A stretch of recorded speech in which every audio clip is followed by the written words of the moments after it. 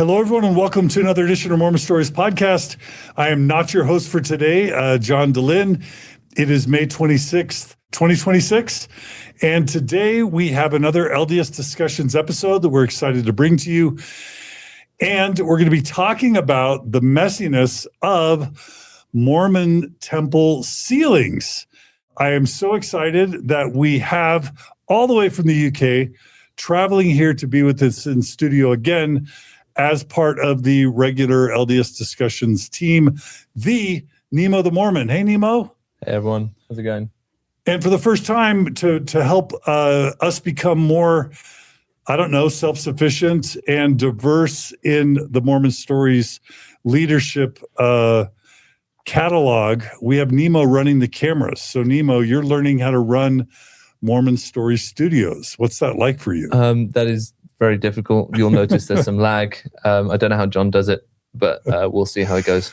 All right. Yeah. So Nemo's running the cameras, and we have Julia remote, who is assisting us from Zion, old Zion, old Zion, old new Zion. Oh, yeah, old Zion? New old. No, yeah. Julia, thanks for joining us today. Yeah, of course. And of course, we're so excited to have back on Mormon Stories podcast the Brian Buchanan of Benchmark Books and of the Sunstone History Podcast. Hey, Brian. Hello, everybody. Nice to be back with you again.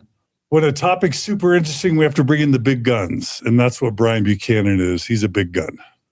I consider myself a large gun. For sure. He's taller than me. A rare thing in your world. It is. All right, so really quickly, I have to give the LDS Discussions disclaimers. The LDS Discussions series, for those who are joining us on this series for the first time, is like a 70-plus episode series that we started years ago with the now famous Mike of LDSDiscussions.com. This is a guy who joined the church as a convert, wrote a ton of really high-quality essays about Mormon church truth claims, has an entire website called LDSDiscussions.com, and the content and the thinking was so good that we did a 60, 70-plus episode series with him. You can find it on the LDS Discussions playlist on the Mormon Stories podcast YouTube channel. It's integrated into the Mormon Stories podcast feed. You can also find it as its own podcast series on Spotify and on Apple Podcasts. And it's definitely one of the top 3 to 5 most important things I've done in my 21 years on Mormon Stories podcast. And I believe that every episode, if not almost every episode of LDS Discussions, includes Nemo the Mormon. Is that true, Nemo? There's a lot of them. There's definitely a lot of them. And I've been here since episode 2. Right. So a lot. And Julia has joined us for a lot of them as well. And recently we've been bringing Colby on. But this series is best consumed in sequence. So the best thing you could do to have all the knowledge and context that you need is to go back, pause this episode, start with episode 1, watch it all the way through, and then check out today's episode on sealings. So that's the LDS Discussions throat clearing that we always do. Julia or Nemo, anything you want to add? No, I think that was great. Okay. Already? All right. So I'll just give a little bit of context. So the title slide for today is The Messy History of Mormon Sealings. And it's got a picture of someone who has been on Mormon Stories, believe it or not. It's the professor, William and Mary, I believe, law professor and legal scholar Nate Oman, who I had on Mormon Stories. Julia, what episode was it? 54? 54, yeah. So this is one of the very, very early episodes. I believe Nate Oman, I think he went to Harvard Law School. Yep. He was one of the original Bloggernacle guys. Do you want to read that slide, Julia, about Nate Oman? Sure. Nate Oman is the Rollins Professor at Law at the Law School of the College of William and Mary. He is a legal scholar and educator. He is an active member of the Church of Jesus Christ of Latter-day Saints and founded the website Times and Seasons. He served a mission in Korea and graduated from BYU with a political science degree and a juris degree, doctor degree from Harvard Law School. Nate Oman is married to Heather Bennett, whose father is Senator Robert or Bob Bennett. Yeah. And so, I met Nate early on in 2004 when the Mormon Bloggernacle was on fire. This was By Common Consent, Times and Seasons, Feminist Mormon Housewives, Millennial Star. There were these heavyweight intellectual Mormon thinkers that were creating really interesting blog posts, and Nate was one of them. And so that's my history with Nate. And then, of course, I've been a big fan of the Faith Matters movement, which is this nonprofit that is led by, there's this really cool board of directors. There's this guy named Bill Turnbull and his wife. What is her name? Is it Heather? Susan. Bill and Susan Turnbull. And it also includes Tim and Aubrey Chavez, who are amazing. David and Kristen Turnbull. I believe David and Bill Turnbull are brothers. And then there's, Chris and Liz Crittenden and Greg and Kristen Trimble. And if you were to go to the board of directors of Faith Matters historically, it's got people like Patrick Mason and Dan Witherspoon and Tom Christofferson and just all of the, Tom McConkey. It's the Faith Matters group that's been holding this annual conference called Restore every year, which is like Progressive Liberal Mormon General Conference. 5,000 plus people are attending these days every year. It's a really great group, and they're all about carving out thoughtful, faithful, progressive spaces, sometimes even non-literal spaces within Mormonism. And so I've followed their amazing YouTube channel and podcast for several years now. Tim and Aubrey are the hosts of it. But I noticed that they sometimes would be very thoughtful and careful about what topics they dove into. And however many months Julia, do you remember how many months ago the series came out? I don't remember. I think this episode was November, if I remember right. Okay. So last year around November, they come out with this 5-ish part series. Oh, this specific one was November. Yeah, that's right. I forgot it was part of the series. Yeah. That was an interesting series. The topics they chose for that and who they had on. Who do you remember them having on? Let's see. Who else did they? They have Pat Mason on. Uh-huh. And then I think Laurel Thatcher Ulrich was on. Yep. I think Richard Bushman was probably on. Heck of a lineup. Yeah. And they covered it in multiple episodes. But there was one episode, and Bill Turnbull was on one of the episodes. But they had an episode with Nate Oman. So as part of this 5-part whatever series on polygamy, Nate Oman took on the topic of sealing. And so I listened to that and all the episodes, and I was just blown away by the stuff I was learning from Nate Oman about sealings that I had never heard before.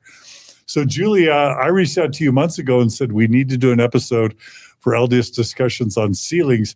Now, Julia, you tell me why it's taken so long to get this episode ready. Is it because it involves so much research? No, well, not on my part. So so we got these slides ready a while ago, but we were trying to get everything figured out because I can't think of a better person to have this discussion with than Brian Buchanan. Absolutely.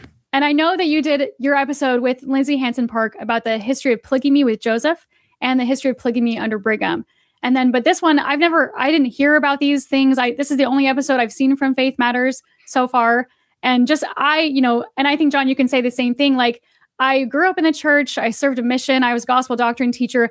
I didn't know this type of history. And so this is formatted as not really a response to Nate Oman, but kind of an expansion of, I don't know if you guys would classify it as that. But and then Brian, you've sent in your history and your timeline, and it's so good and so detailed. And I'm very excited to have this conversation. And that's part of why this took so long. I was like, Julie, we need a timeline because the timeline is fascinating. And it's right. So everyone, all I have to say is this is a banger. This is a big topic. This is going to blow your minds. And now Julia and Brian, Nima and I would turn the time over to y'all, and we'll just throw in comments here and there. So take it away, Julia. Yeah, so the first thing that I just wanted to talk about is there's this clip from Nate Oman talking about the purpose of sealings. And so we'll just go ahead and play that one and then jump off from there. Of sealing centers on the idea that salvation consists of becoming part of an exalted kingdom of exalted beings, and that part of what it means to become exalted is to be exalted in a sort of kingdom of priesthood. What exactly that means is left pretty vague. Okay. But you have to be connected in some way to some kind of a priesthood kingdom. And the way you get connected into a priesthood kingdom is through a sealing ordinance. It's not the only way, but one of the ways that you do is that the sealing ordinance creates a connection that is a sort of eternal and exalting connection of some kind. And then those connections sort of build networks that take us back ultimately to be sealed into God's kingdom and to receive his exaltation. Exaltation was the last word. Okay, so this, and then looking at your outline, Brian, I just wanted to talk about how, like, what was Joseph Smith's perspective of sealings at the beginning? And then I don't know if you want to expound on anything that Nate said here. Sure. So this idea that modern Mormons have of sealing two people together, right? If you ask a modern Mormon, what does the word sealing mean? It's the idea of joining two people together, right? But that's a concept that takes a while to get to. So in early Mormonism, you'll see the word sealing pop up in the Book of Mormon, for example.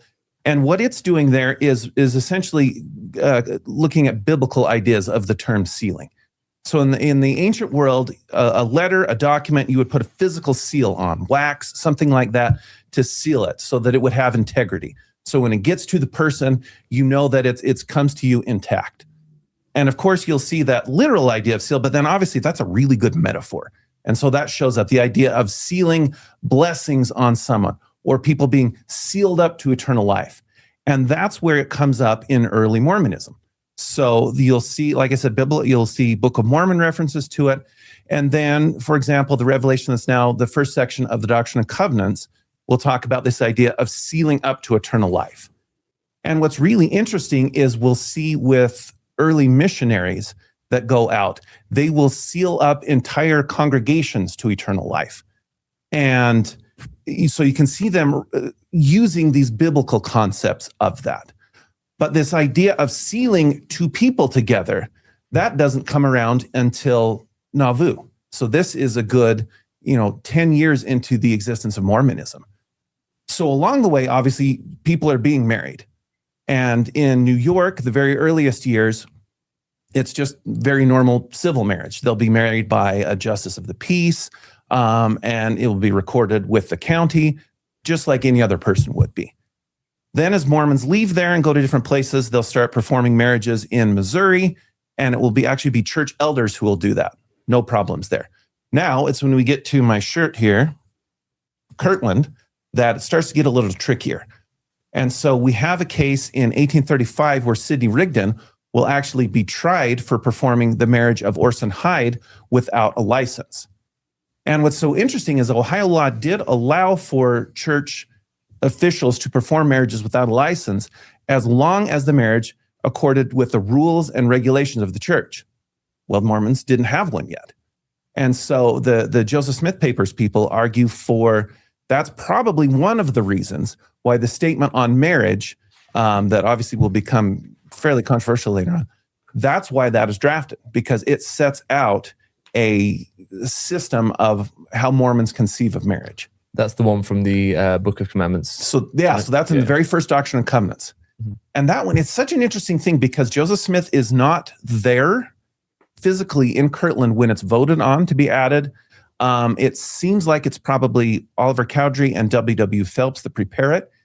And so there's always been somewhat of a question of how much input did Joseph Smith have on that statement? And that comes up in several different discussions later on. So, Brian, I apologize. I want to go back for just a second. For some reason, when I think sealing, I think Alvin. I basically think one of the things that traumatized Joseph Smith and the Smith family was Alvin dying in 1823 or whatever, and the teachings that Joseph and others have been given that if someone's not baptized by the right authority, they don't get to go to heaven. So this sort of Smith family angst that not everyone's going to be together in heaven.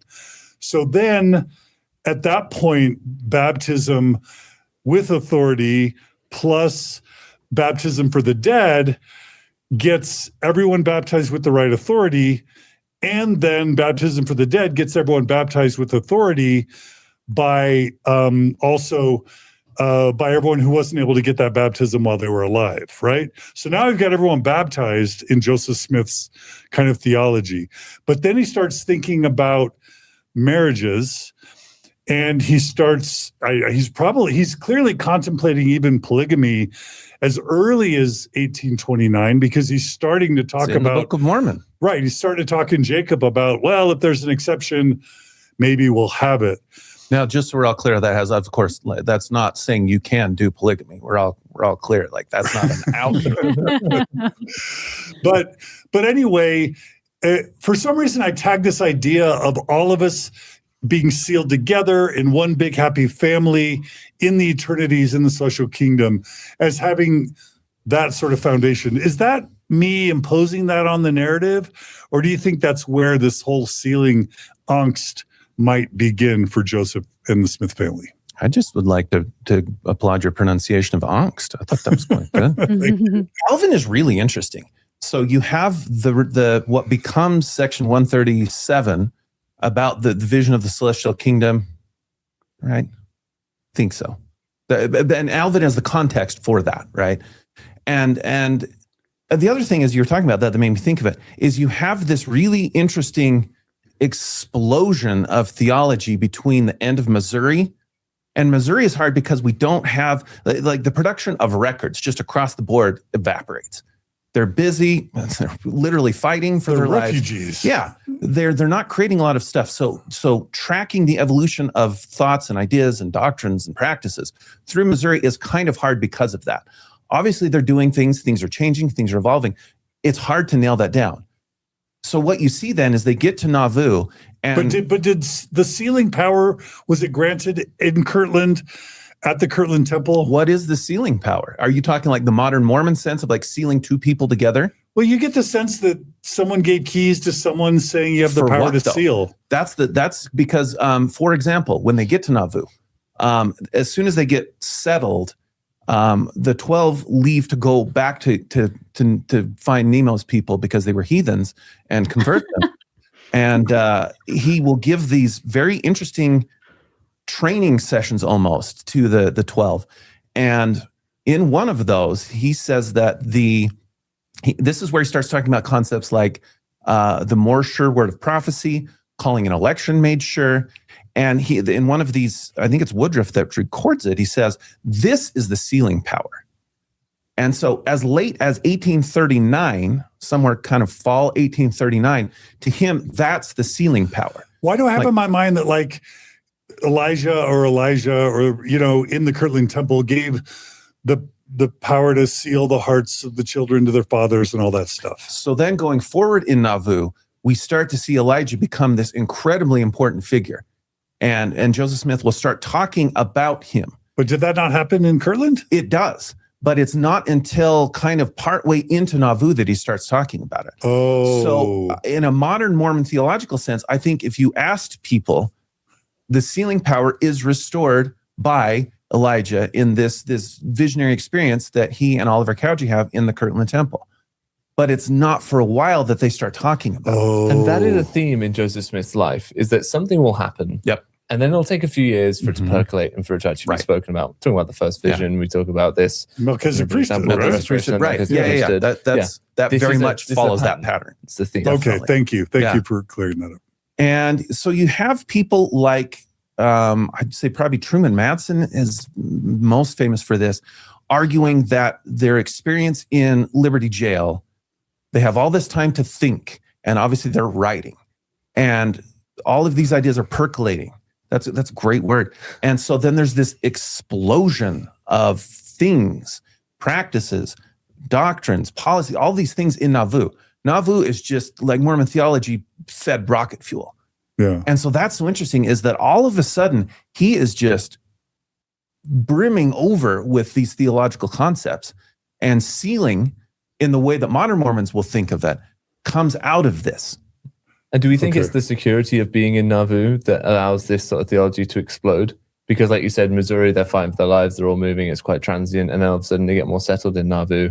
And so then Joseph could start focusing again on building up the theology of the church and starting to talk about all these things. Byproduct of malaria, all the mosquitoes. Like, really, honestly, like, why is Nauvoo so fertile? I guess that's what I'm getting at, is Yeah. why Nauvoo? Was it just the fact they were more settled? They felt like they had their own place? Like, It's a good question, because very quickly Nauvoo will be probably not as chaotic as Missouri, obviously, but extremely chaotic, right? He's in hiding. There's extradition attempts.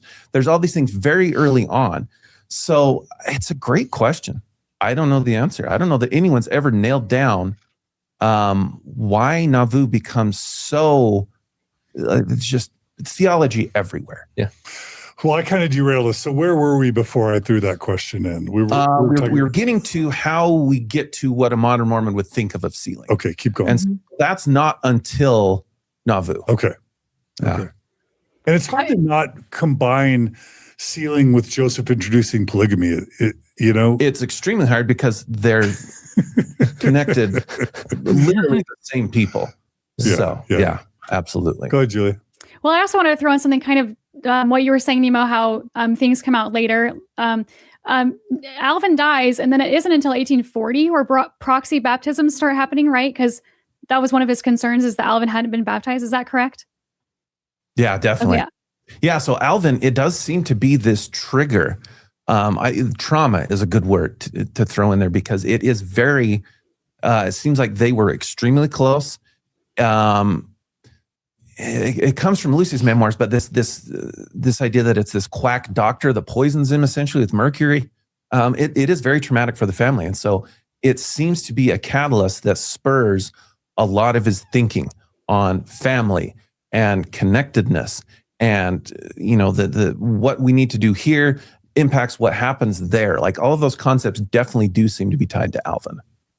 Okay, so moving forward, this next part, Nate Oman talks about the first concerns with the sealings. So the earliest concern with sealing is about being sealed into an exalting kingdom. And there are two ways that this shows up that to modern Latter-day Saints just seems really weird. So the first way that it shows up is in polygamy and plural sealings. So we think of plural sealings in part because people talk this way. Like it's not bad or wrong to say this, but this is what we focus on, is we think about sealings in terms of families. And then we think about families as at the center of that is an eternal union between a man and a woman in a marriage. And then we think about plural sealings is like there were plural families. And so it's like sort of eternal families on steroids, right? Is one way of sort of thinking about it. Definitely, like you totally find 19th century Latter-day Saint polygamists talking that way about the theology of polygamy. But one of the things that was happening in plural sealings is that the plural sealings were a way of creating connections between people. So one of the weird things about plural sealings is like what counts as a marriage and what counts as a sealing doesn't completely overlap. So you have women who are sealed to men who don't really have any kind of social relationship to those men. You have women who are sealed to men while being married to another man, and they continue to be married to that other man, even though they've been sealed. So what those sealings are doing is they're like creating these connections in which people are sort of plugging themselves into a spiritual kingdom. And in Joseph Smith's day, the only kind of sealing that Joseph Smith conceptualized or had an idea of was a marriage sealing. Like that was the only, if you think about like he has a kind of toolbox of ordinances, the only ordinance that he has is this idea of marriage sealings, and then everybody has to be sealed together. So all connections have to occur through marriage sealings. So wait.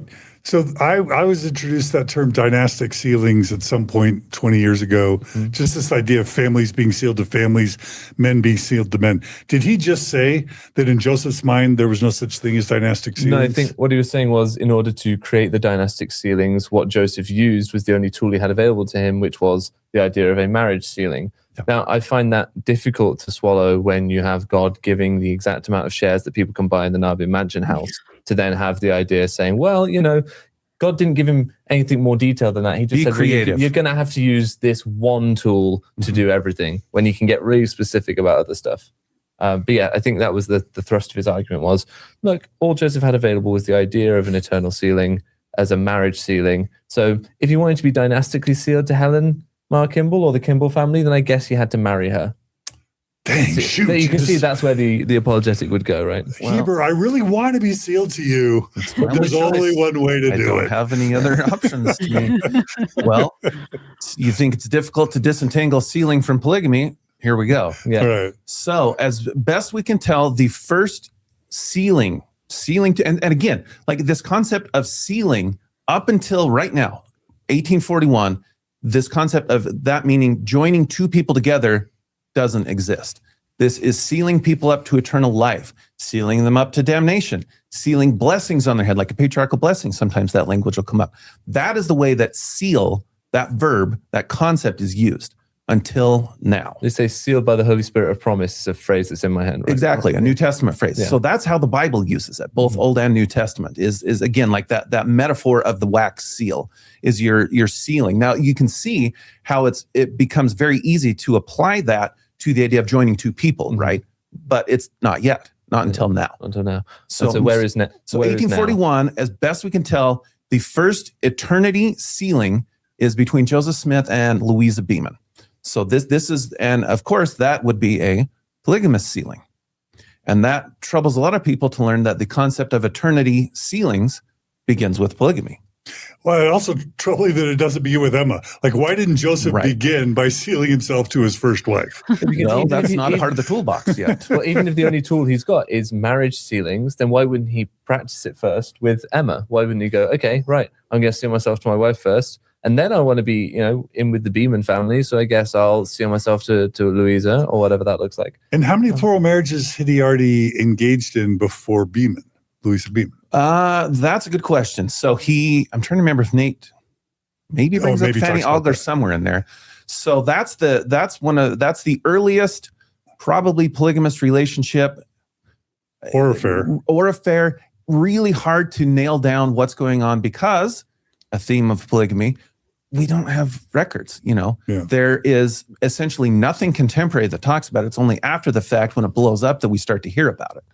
So Don Bradley, who's done the most research on it, dates that relationship to probably 1836. And then Fanny leaves and goes to Ohio. In college, I was helping a friend do her family history, and we're looking at a census record, and there's her guy, and there on the same page is the Custer family.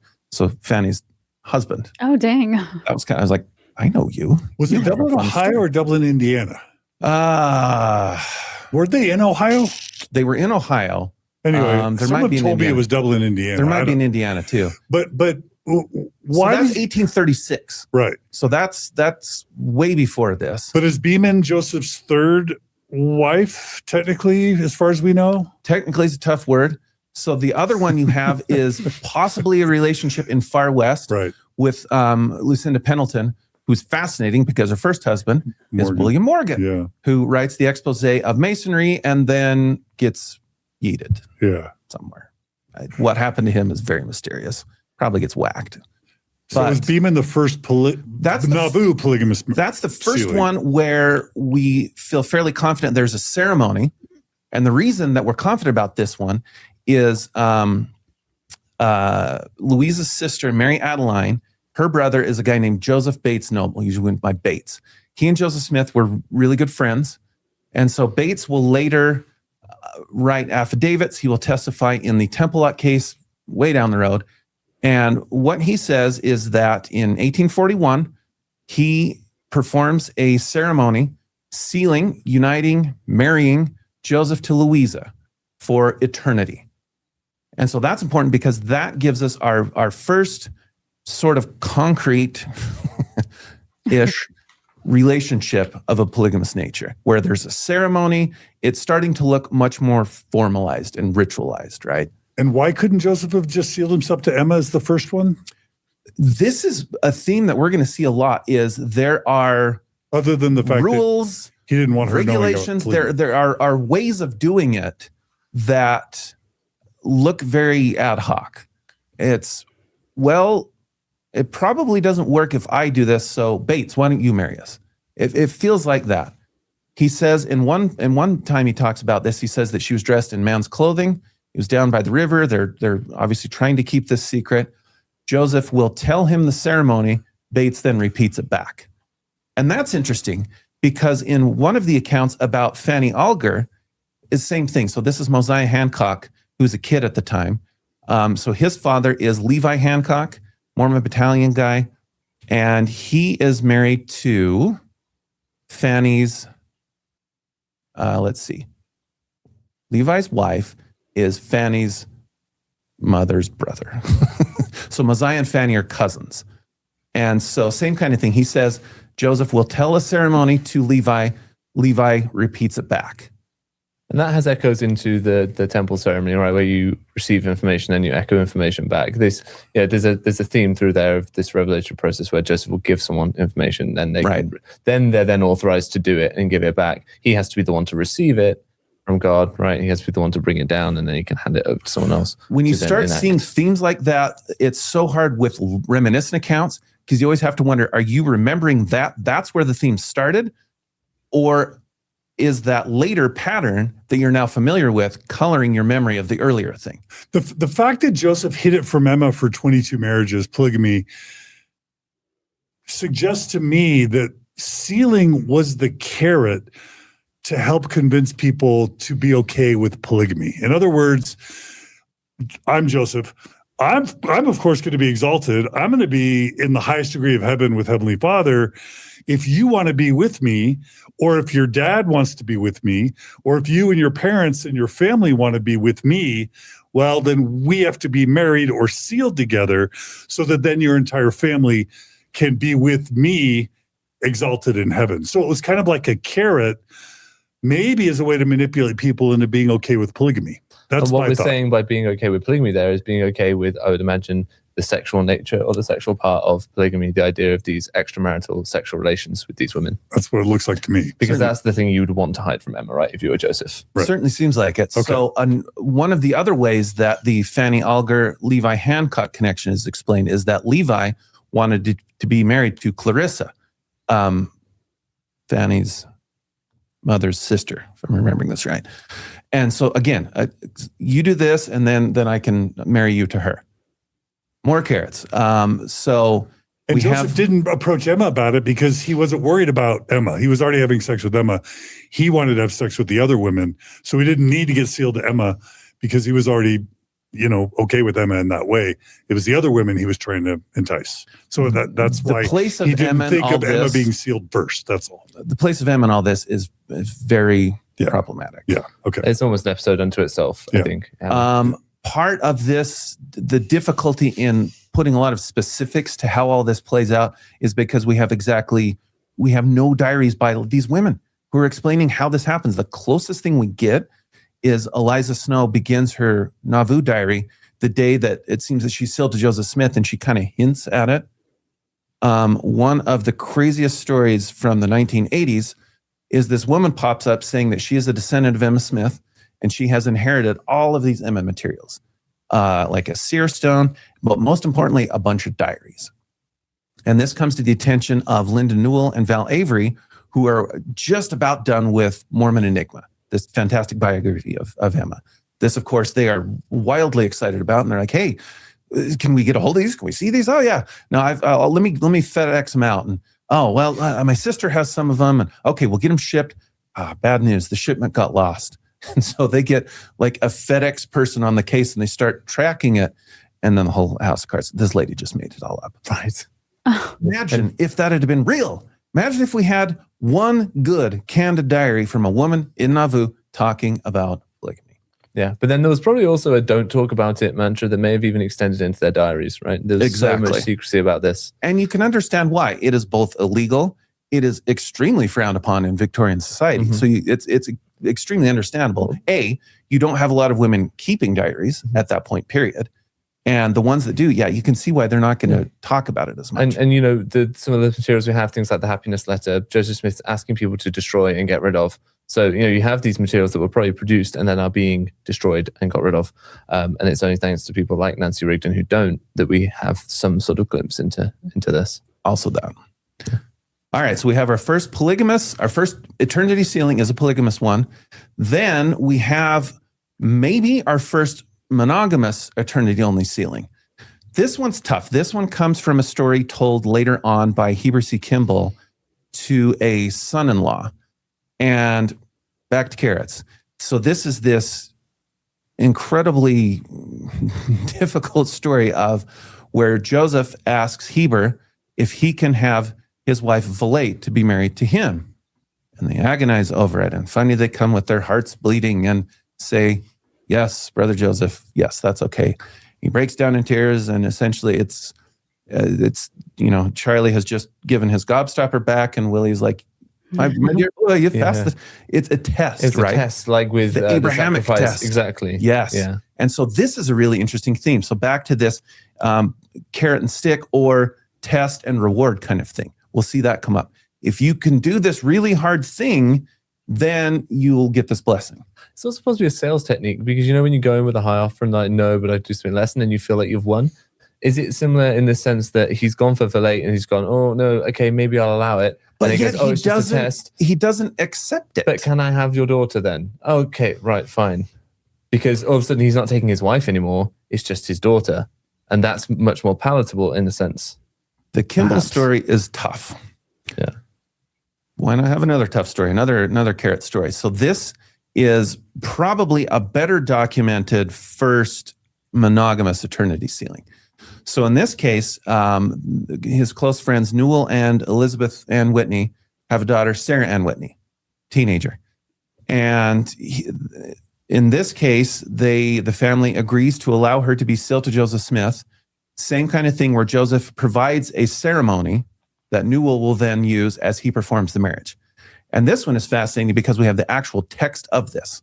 It is unfortunately a later copy, but it seems to be legitimate. We have no reason to doubt it. And the way that it's framed is so interesting because it talks about the Holy Fathers. In fact, you know what, Julia, do you want to read that? So this is the actual text of how this ceremony apparently was performed. Okay, perfect. Read the whole thing? Yeah, sure. You both mutually agree, calling them by name, to be each other's companions so long as you both shall live, preserving yourselves for each other and from all others, and also throughout eternity, reserving only those rights which have been given to my servant Joseph by revelation and commandment, and by legal authority in times past. If you both agree to covenant to do this, I then give you, S.A. Whitney, my daughter, to Joseph Smith, to be his wife, to observe all the rights between you both that belong to that condition. I do it in my own name, and in the name of my wife, your mother, and in the name of my holy progenitors, by the right of birth, which is of priesthood vested in me by revelation and commandment and promise of the living God, obtained by the holy Melchizedek, Jethro, and others of the holy fathers, commanding in the name of the Lord all those powers to concentrate in you, and through you to your posterity forever. All these things I do in the name of the Lord Jesus Christ, that through his order he may be glorified, and that through the power of anointing David may reign king over Israel, which shall hereafter be revealed. Let immortality and eternal life henceforth be sealed upon your heads forever and ever. I think that's fascinating. Throwing in, I saw Nemo's eyebrows go up at the mention of Jethro. Yeah, who's Jethro? So that Moses' father-in-law. And notice you don't get Elijah there, and you don't get Abraham. It's very much that vein, but it's just such an interesting, very highly ritualized way to talk about how this ceremony is taking place. I also noticed the transactional nature of it. It's like, okay, this is a sealing ordinance for you and your wife, and in so doing, you're giving your daughter to me as a wife. Not yet. Right. So it's like 3 weeks after that. But they agreed to it in that ceremony. Right. Yeah. And so then again, test, reward. 3 weeks later, Joseph then seals Newell and Elizabeth, her parents, in a monogamous eternity sealing. So that's our first, much better documented.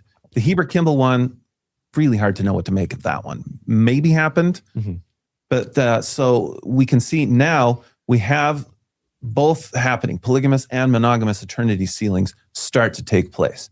And the context in which they're done and the conditions of them, the language around them, really interesting. Again, like this is so far removed from how they, a Kirtland-style theology. Okay, before... So far removed from anything familiar to modern members of the church. Yeah, in terms of those sorts of ceremonies, the way they're phrased, the way they're worded. Sort of. So we'll talk There's about some similarities in there to temple sealings. You can hear some of the language carries over, but because the language of current sealings very much draws back on this era of sealings and feels like a out of time because of that. Yeah, Julia, were you saying? Yeah, so I was just going to say, before we get too far ahead in the timeline, I just want to refer listeners. On the screen, I am making this timeline. And so we have the first marriage sealing, but then before we get too far ahead with the monogamous sealings, Nate Oman talks about dynastic sealings, and I wanted to share a clip about that. So we'll jump to that. So, like, for example, Heber C. Kimball wants to have a sealing connection with Joseph Smith. There is only one kind of sealing that exists, and that kind of sealing is a marriage sealing. So Heber C. Kimball asks Joseph Smith to be sealed to his teenage daughter, right? It's one of Joseph Smith's youngest plural wives. That sealing was created because Heber C. Kimball wanted a connection with Joseph Smith that was a sealing connection, and the plural sealing was a way of doing that. So one thing that's happening in plural marriage is just stuff that's not marriage, that we think of as being marriage. It's about people getting these sort of sealing connections into some sort of exalting kingdom. I just have to note, who would have told Heber that the only way that he can be with Joseph is to have Joseph marry Heber's daughter, Helen? Where would Heber have gotten that idea? Joseph Smith. Right. And that's just so problematic when the prophet is saying, I've been talking to God. God says there's great things in store for you. Somehow it always leads to Joseph having more sex with more women. It's the way that Joseph Smith gets to say, oh, well, an angel threatened me, so if you don't want me to die, then you've got to do what I say, right? Or like your whole family won't be sealed. You have 24 hours to either say yes to my proposal to be my polygamous wife, or you and your whole family will be shut out of the celestial kingdom. Aubrey brings this up later on, but in all of those scenarios, the person noticeably absent from those discussions is the woman being sealed.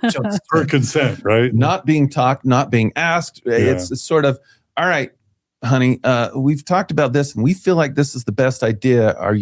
Can we talk you into this kind of? The power dynamics there are real not pleasant. Yeah. So one of the things Nate Oman is saying, he says, what's happening are things that we don't think of as sealings or as marriages, is how we view them today. But I have 3 quotes here from Helen where she, I think, is disagreeing with what Nate Oman is saying. And I'll go ahead and read them. Helen herself defined polygamy, saying, it was revealed to the latter that there were thousands of spirits yet unborn, who were anxiously waiting for the privilege of coming down to take tabernacles of flesh, that their glory might be complete, which makes this plural wife system an actual necessity. And then another one, she also writes, the principle was established by the prophet Joseph Smith, and all who have entered into it in righteousness have done so for the purpose of raising a righteous seed. And the object is that we may be restored back to that Eden from whence we fell. And then the last one comes from Catherine Lewis, that was published in 1848. And she's seems to be quoting Helen, and we can talk about that, Brian. Helen, who says, I would never have been sealed to Joseph had I known it was anything more than ceremony. I was young, and they deceived me by saying the salvation of our whole family depended on it. So before we get to the provenance of that final quote, I think it is interesting that still language is used today to encourage young women to get married and have children. The current prophet of the church is actually quite obsessed with people getting married and having children. It seems to be something he's really worried about. That language is still used, that, hey, there's spirits waiting to come down and have bodies. And so in order for that to happen... Is it just me that's hearing Saturday's Warrior in the back? Who are these children coming down? We make freaking musicals about this. Jimmy, don't forget your promise. Yeah, well, that's fairly embedded into Mormon. This is lost on me, but yeah. Imagine Saturday's Warrior with a British accent. Jimmy, don't forget your promise. I don't know how I feel about that, but I've not seen Saturday's Warrior. I'm aware it's a thing. Maybe we should do a viewing episode one time. That could be fun. But yeah, so this same language, this same borderline coercive language is being used today that was used back then. Yeah. Helen is fascinating because we have as much from her as probably any of the women who married Joseph Smith as plural wives. And she's interesting because she is very loyal.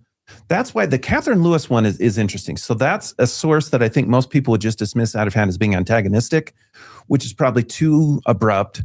It's that word deceived, I think that's the key word. I can see it two ways. I could see that that's Catherine wanting Helen, obviously, to say she's deceived. If it is actually how Helen felt, it could be a moment where, because in others she hints that she didn't love being like this. She's the woman who was not happy that she couldn't go to dances, that kind of thing. So I could see in a sort of more of a unguarded moment using the word deceived because she wasn't fully on board. Imagine that, a woman who's not really consulted beforehand, who doesn't have much of a say in this, who's basically just said, this is kind of and what who's we're several doing. months shy of her 15th birthday. Yeah, Right. But also the fact that the whole dynastic sealing thing, spoiler alert, ends up getting squashed and erased from our practice lends credibility to the idea that at some point she's like, hey, all that stuff everyone told me kind of just went away. I don't know. But it only gets squashed from in the sense that polygamy goes away, because those sealings will continue to happen, maybe not quite so overt as some of the Nauvoo era ones, but that idea of the dynastic aspect of it, of linking families together, very much That's part of the deal down. You know, you'll have Joseph F. Smith will marry Richards, and, you know, John Taylor's son will marry a Buchanan, you know, those kinds of things that have very much that flavor of dynasticism as earlier on. And you still have those big Mormon families now, right? You still have those names Right. you recognize thanks to polygamy. It is one of the, I guess, the hallmarks of a polygamous society, even once the polygamy is done, Sure. is that there's these big families and people are all interrelated, and there's still this nepotism in church leadership now. Where I think Henry B. Eyring is a literal nephew descendant of Joseph Smith.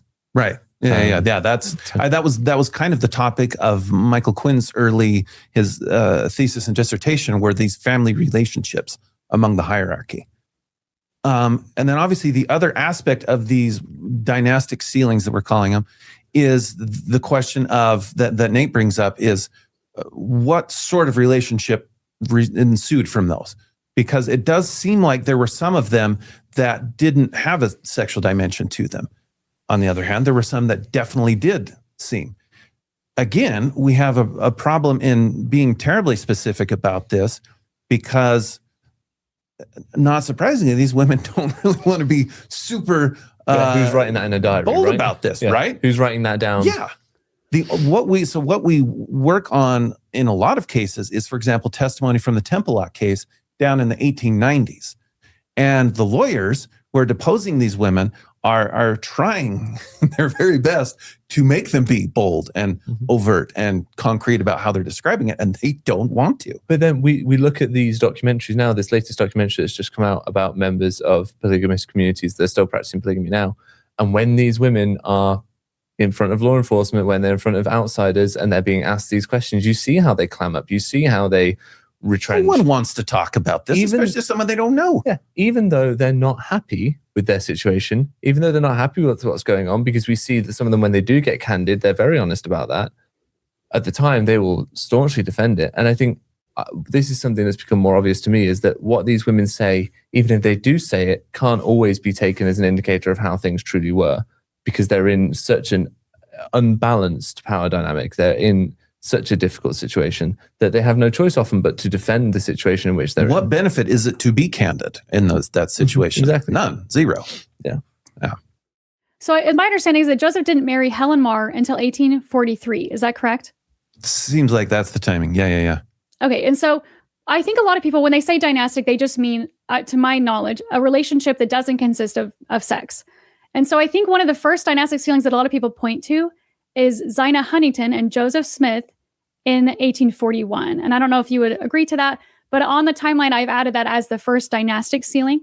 And then later you have the first marriage sealing, which is, as you said, between Heber C. Kimball and, is it Violet or Villate? Villate, yeah. Villate. And then you did say there was one that was better documented. Yeah, the Whitneys seems to be easier to nail down, but again, like the Kimball one very well could have happened, and if Okay. it did, the timeline does seem to be before the Whitney one. So Okay. And then the next part that I want to talk about is this law of adoption, which I think is a fascinating topic. The second way that kingdom theology shows up is something called the law of adoption. So the law of adoption is actually not instituted by Joseph Smith. It's instituted by Brigham Young and the Quorum of the 12 Apostles shortly after Joseph Smith's martyrdom. They think that they're carrying forward Joseph Smith's teachings. It may be that this is Brigham Young working out what he sees as the implications of the doctrines and things that he learned from Joseph Smith. Maybe Joseph Smith taught this to him and he's just doing what Joseph Smith taught him. I don't know the answer to that question. But in the law of adoption, what happens is adults are sealed in non-conjugal sealings to other adults. So men are sealed to other men. Women might be with their husbands sealed to another man as an adoptive sealing. So those are sealings. They're not understood as conjugal, so they're not like marriage sealings. I would not claim, and I think it would be wrong to claim, that these are like same-sex marriage sealings or something like that, even though they are adult male to adult male sealings of people who are not related by blood. But the idea was, by being spiritually adopted into someone's sort of family, I become part of their expanded, exalting kingdom. And everybody needs to be involved in some kind of exalting kingdom. We need to have tools that allow us to be sealed into those exalting kingdoms. And the law of adoption, which are these adult adoptive sealings, is a way of doing that. Okay, so then in my timeline, I'm adding the first recording of the law of adoption was in 1847. adoption is really interesting. So as Nauvoo progresses, we talked about the first eternity sealing as a polygamous one. And then shortly thereafter, we start to see monogamous eternity sealings. But especially the monogamous ones are sort of scattered. There's just a couple until there is this group that Joseph Smith organizes where the Nauvoo era endowment is given to these people. And it's within that setting that a lot of what's going on starts to take place. And this is a select group. This is a group probably not well known to larger Nauvoo. So this is very much the inner circle. These are kind of the elites of Nauvoo. And so when Joseph Smith is finally sealed to Emma in 1843, so 2 years after the first polygamous eternity sealing, it's within that context. And so slowly, a few select people will start to be sealed either as monogamous first couples and then as polygamous couples. Mm-hmm. But this is a very small group. So the number of monogamous sealings, I think, is somewhere around 25 couples. Polygamists, it's, I don't know, maybe double that. So that's a tiny, tiny fraction. Nauvoo is huge by this point. So that is a very small percentage of the people who even know about this, and then certainly a smaller number who are participating in this. It's an inner circle, somewhat like getting your second anointing. It's very much like it's for the elite at this point. Mm-hmm. Then what's so interesting is that when they, after Joseph Smith's death, as Brigham Young really pushes the completion of the Nauvoo temple, that the scope of it explodes. And they don't actually finish it. It's finished enough where they can start using it. So the end of 1845 going into 1846, and remember, the bulk under Brigham Young's leadership will leave in February. Mm-hmm. So this is this tiny little window, hundreds of people. If you have ancestors who lived in Nauvoo, there's a good chance that they may have been part of this rapidly expanding group. And it's no longer secret. It's no longer restricted. And that's so interesting that Joseph Smith decided to keep it really, really closed, private, small scale. Brigham Young is like, let's blow it up. Yeah, and I mean, that's very much one of the fundamental differences between Brigham Young and Joseph Smith. It's often said that Joseph Smith started the church, but Brigham Young kept it alive and made it what it was. You know, it's his managerial style, it's his way of expanding things, of growing things like that really kind of put the church where it is today. But I do find it fascinating that the first mention of the law of adoption is after Joseph's death. And I think sometimes there's this tendency, that's right? Well, 46? I think that's the first time that specific phrase shows up. Yeah. Because so the concept exists. Yeah, well, and they even call it adoption in Nauvoo. Mm-hmm. So they start doing, they'll do all of those types of sealings. So they'll do monogamous ones, and sometimes we'll have fairly good descriptions of those. And that's really interesting because that's the first time where the word seal is used, joining two people together. So that's as early as about 1846, that word now becomes the modern concept of it, right? Wait, so my understanding when I was doing this research, I found two phrases used by Parley P. Pratt in 1843, and then another one that was in 1837 where he talks about the law of adoption. I'll throw it up on the screen. And I think it's all in reference to Jew and Gentile, not a sealing ordinance. Would you say that's correct? Definitely. So the whole basic concept behind this is you might, in a perfect world, you'd have sort of this unbroken chain. And this chain is a really interesting concept. There's this fascinating diagram that I think it's Orson Hyde puts together, and they publish it. And you have a crown at the top, and then you have like a center line and then branches. And so, tree, chain, whatever, it's like this connected thing. And being part of that is really, really important. And so in a perfect, unpolluted world, everyone is part of this just naturally. And so they'll talk about, this is where that concept of being born in the covenant comes out of this concept here. And so this is something like guys like Jonathan Stapley, Sam Brown, this chain, the great chain of being, this priesthood chain. That's something that these guys will talk about. But it's not a perfect world. And so what happens is all of these people need to be part of the chain. And so the solution then is they are adopted. They're grafted. That's where this tree language of like the Book of Mormon gets used. And so, but they start now developing a ceremony by which these adoptions into the chain, the house, the tree, the family, whatever it is, can happen. And so we start to see those taking place alongside normal couple sealings. And we do actually have parent-to-child sealings. And so, but the adoption one is so interesting. And from the beginning, it seems like no one quite understood how it worked. It was this stopgap solution to an imperfect world. Right. And no one seems to be ever thoroughly satisfied with it or understands why it works or why it needs to exist. But they start doing it. The fact that it emerges after Joseph's dead, right? It suggests in practice, for sure. This suggests that, number one, again, that originally it was about Joseph Smith, in my interpretation, having sexual conquest. But also, wasn't it Joseph deciding who got to marry who? He was almost kind of brokering the women and the daughters in Nauvoo, kind of like cattle. Now the prophet's gone, so it's not about him having sexual conquest.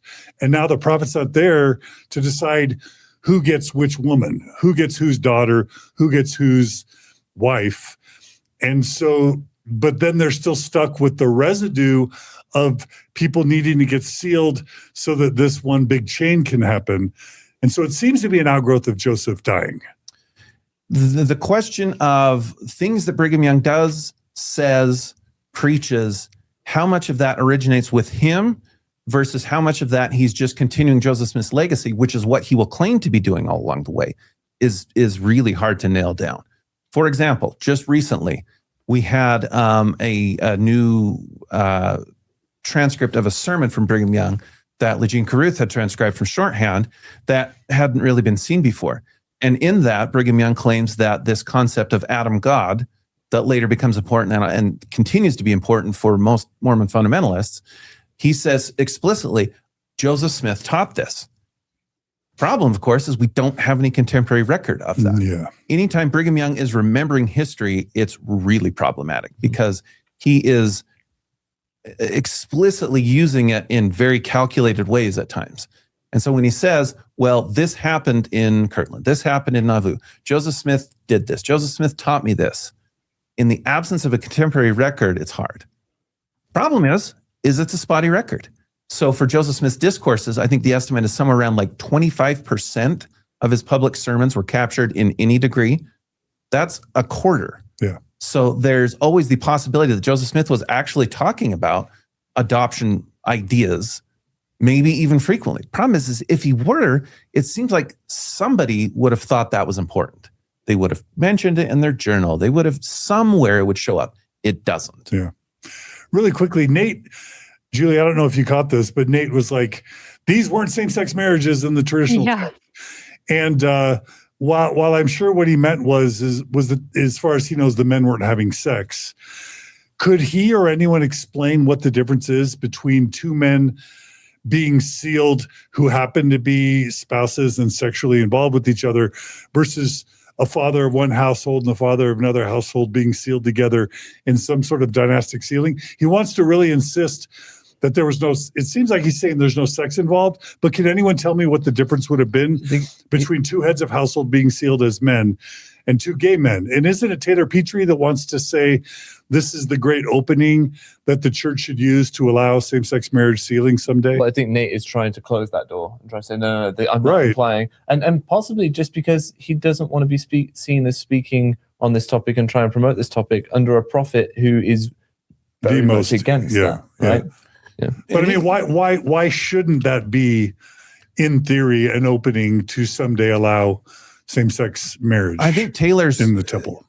That's a tough road to hoe. Like, sure. You know, people talk about that. Can you envision a time where same-sex sealings happen in a temple? My answer is no. Of course, but I'm only saying theologically. I'm not saying practically. Oh, yeah. No, will it happen, but theologically, Taylor is right that that's the best theological foundation that discussion could happen. But how is two heads of household men being sealed together any different for God? Because there's no, well, for God, sure. No, it's this about a sexual dimension to a relationship. I mean, that's polygamy. Yeah. Same thing. The sexual dimension of the relationship continues into the eternities. Yeah. You know, eternal procreation is a sexual act still. Right. The having spirit children is a sexual act. But not between Joseph and Heber. They're not having sex in the celestial kingdom, right? Yeah. So this is so the point.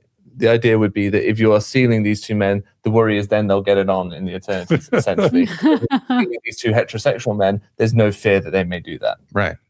I know. I'm just saying it is a meaningless distinction. Oh, absolutely. I agree. I'm just saying maybe that's where the distinction is being drawn by the impulse for that distinction. I think is very much from that. Okay, sorry. So I think the best way to understand adoption, the core principle is the idea that these earlier generations that are now dead, we're not confident that they would be in this chain, right? We're not convinced they were believers.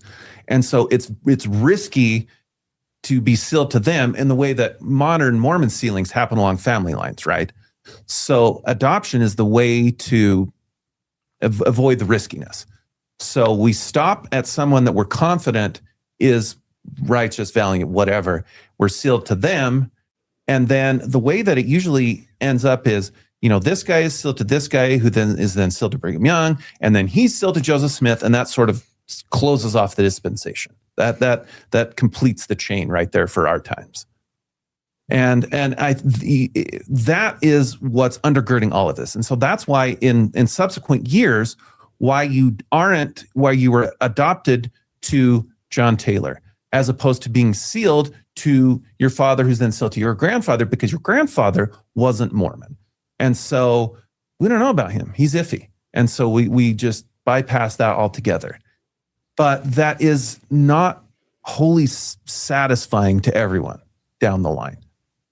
So by the end of Nauvoo, so by February 1846, when the Brigham portion of Mormons start to leave Nauvoo, what we have monogamous eternity sealings.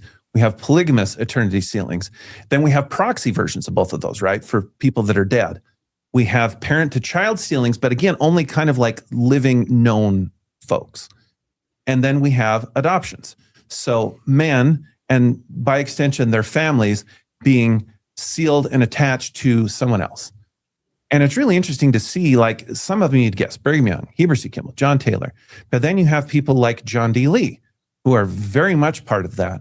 And in fact, Julia, would you mind, there's the description from a guy named George Lobb, who is adopted to John D. Lee as a spiritual son. And he leaves, I think, probably the best early generation description of how they thought about adoption.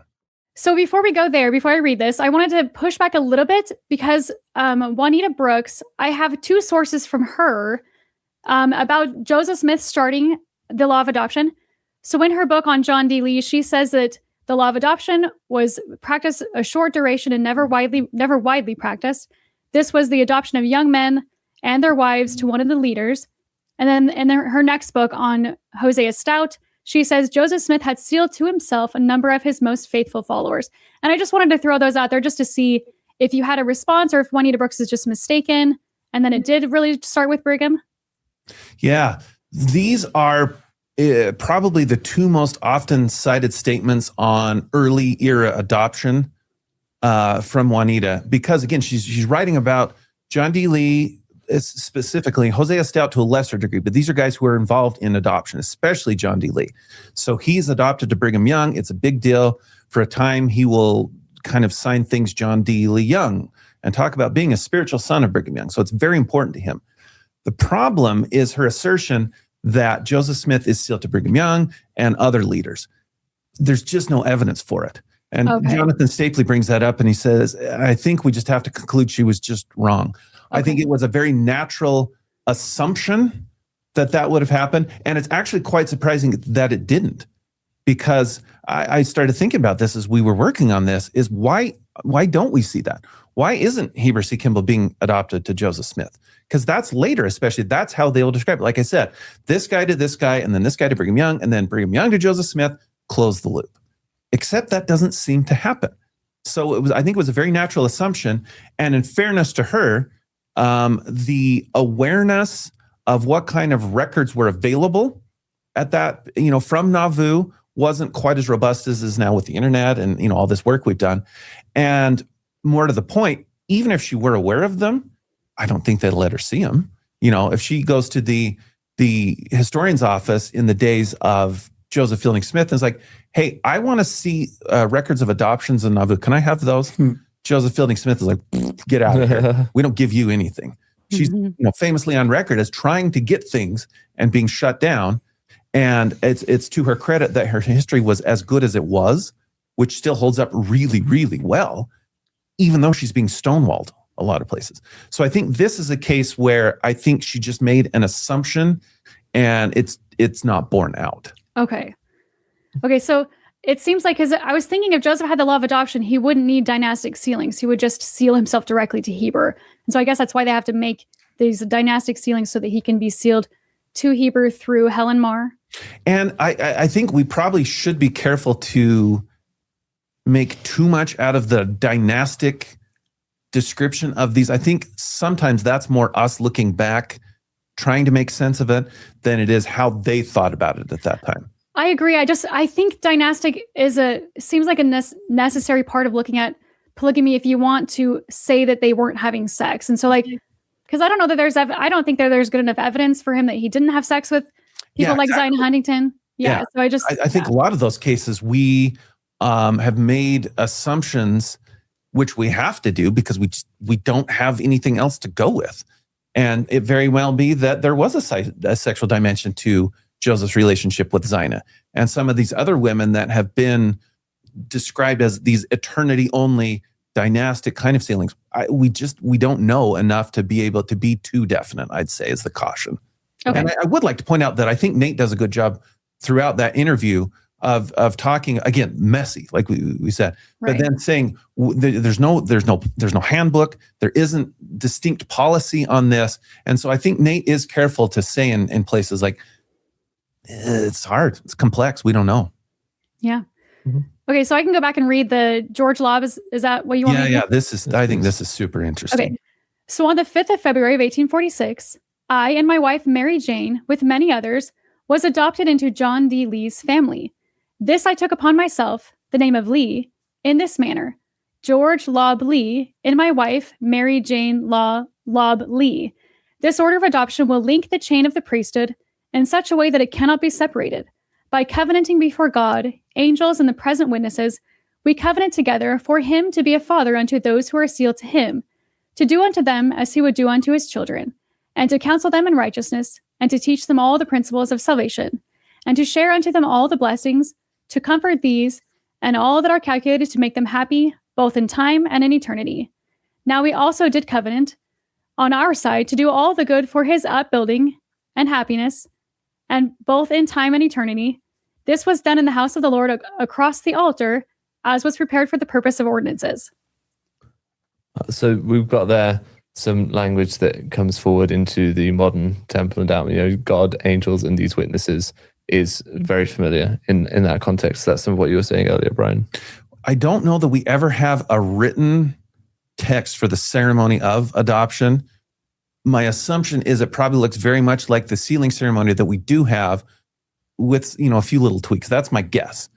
And so it's interesting to see that already. So this is February. We've only been doing adoptions for like a month now. It already feels very formalized, very ritualized, right? But again, this would be a fun rabbit hole, is why is George Law being adopted to John D. Lee as opposed to like a Brigham Young? But why not is he not being sealed to his father? My guess is his father was not Mormon. But also another concept that will become more important later in Utah is the concept of, well, what if this guy actually has higher priesthood than this guy? That will come up in when we start talking about cancellation of sealings, that concept. So at the end of Nauvoo, the very tail end, it's chaotic. They're running the temple literally night and day. They are trying to administer these ordinances to absolutely everyone that they can. And so, like I mentioned, we have all these different categories of ways of attaching people together that all exist on like parallel tracks by the end of Nauvoo. So that sort of sets our course for the next 60 plus years, all those different categories of things. And the way I make sense of that is I think about the 41-part series that I just completed with John Turner.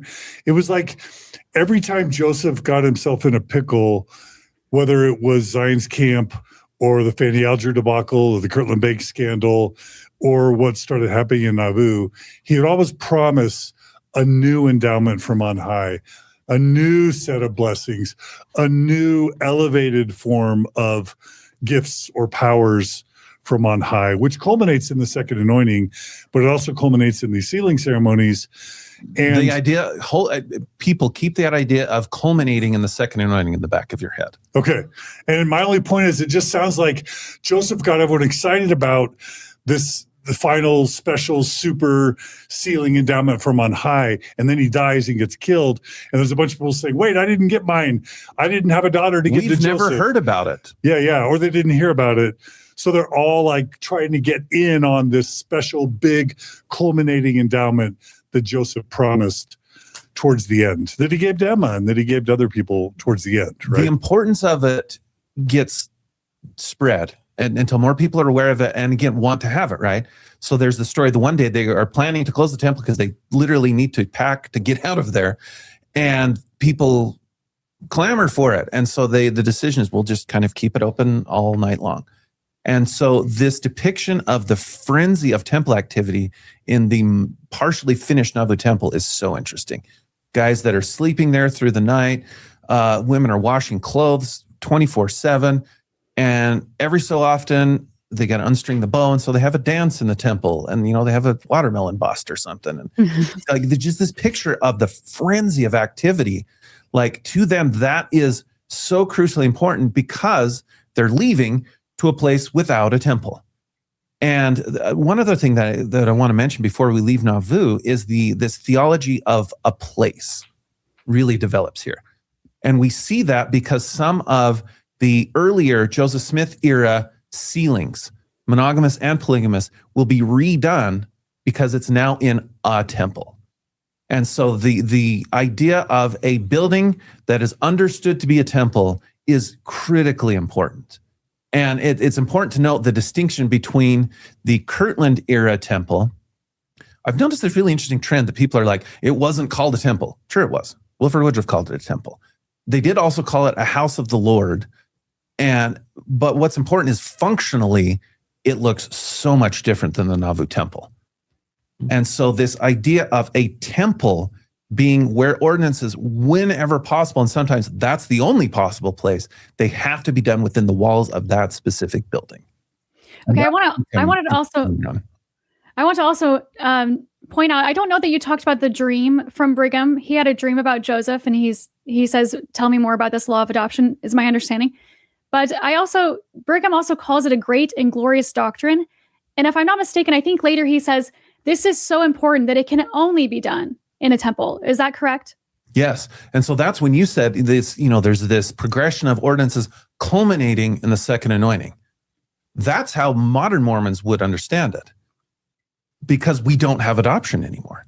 So there's a sermon later on in Utah where Brigham Young will very explicitly say the law of adoption is the highest, holiest ordinance. And we'll see that when we talk about the endowment house. Let's remind ourselves, we'll talk about that. Okay, the dream. So as we leave Nauvoo, we now have this adoption thing. And you have some guys who are actively, they'll use words like lectioneering and campaigning to build their own kingdoms. There's this really interesting snippet from now going forward, we start to have more women's diaries, which is helpful too. So there's this woman, Mary Haskin Parker Richards. Her husband, his uncle is Willard Richards. So a guy who will be Brigham Young's right-hand man until his early death. He will say, if I had 12 daughters, then I would want them married to 12 good men, and then I would have like this kingdom.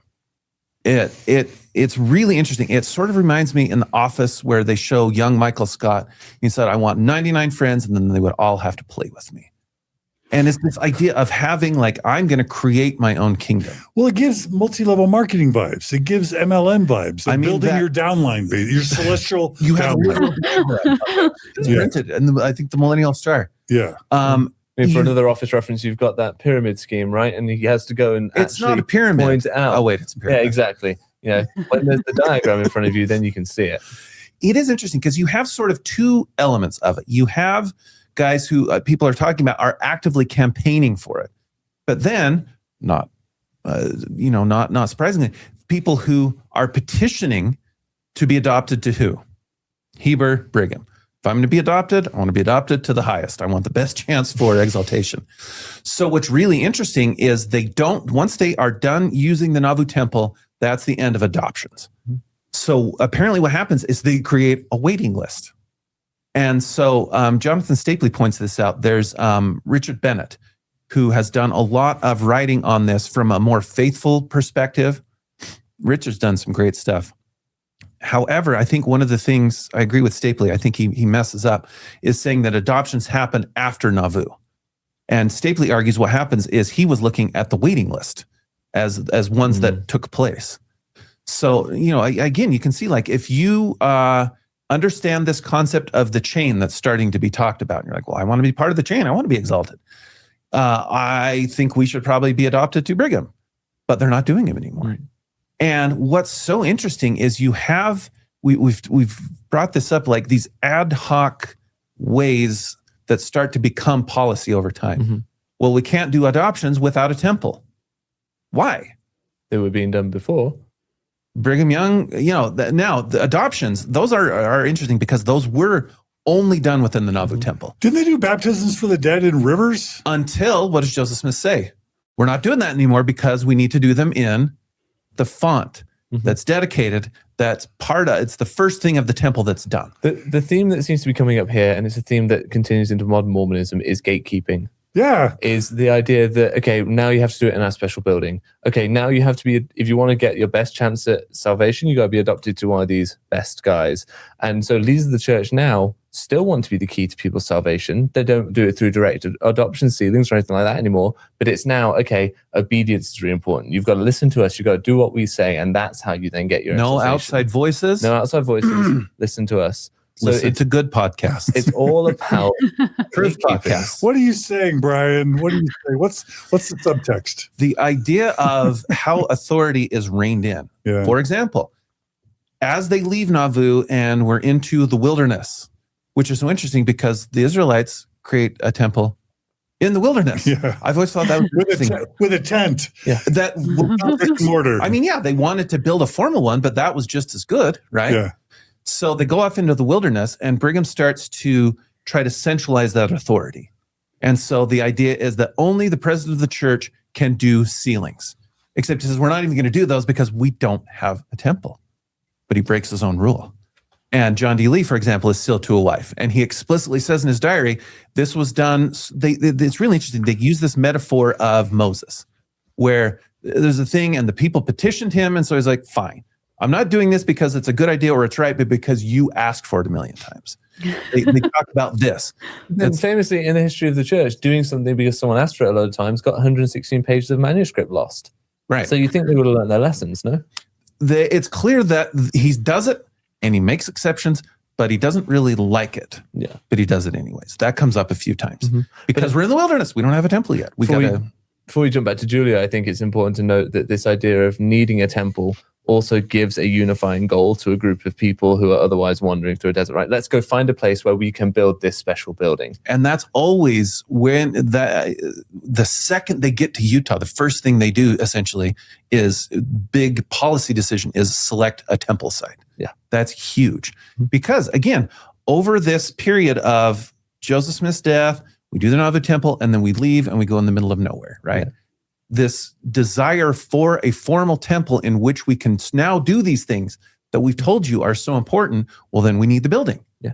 It's a unifying narrative. It's going to get them through that journey to go find a place where they can do that. So in this interim period, we see these ad hoc policies start to develop.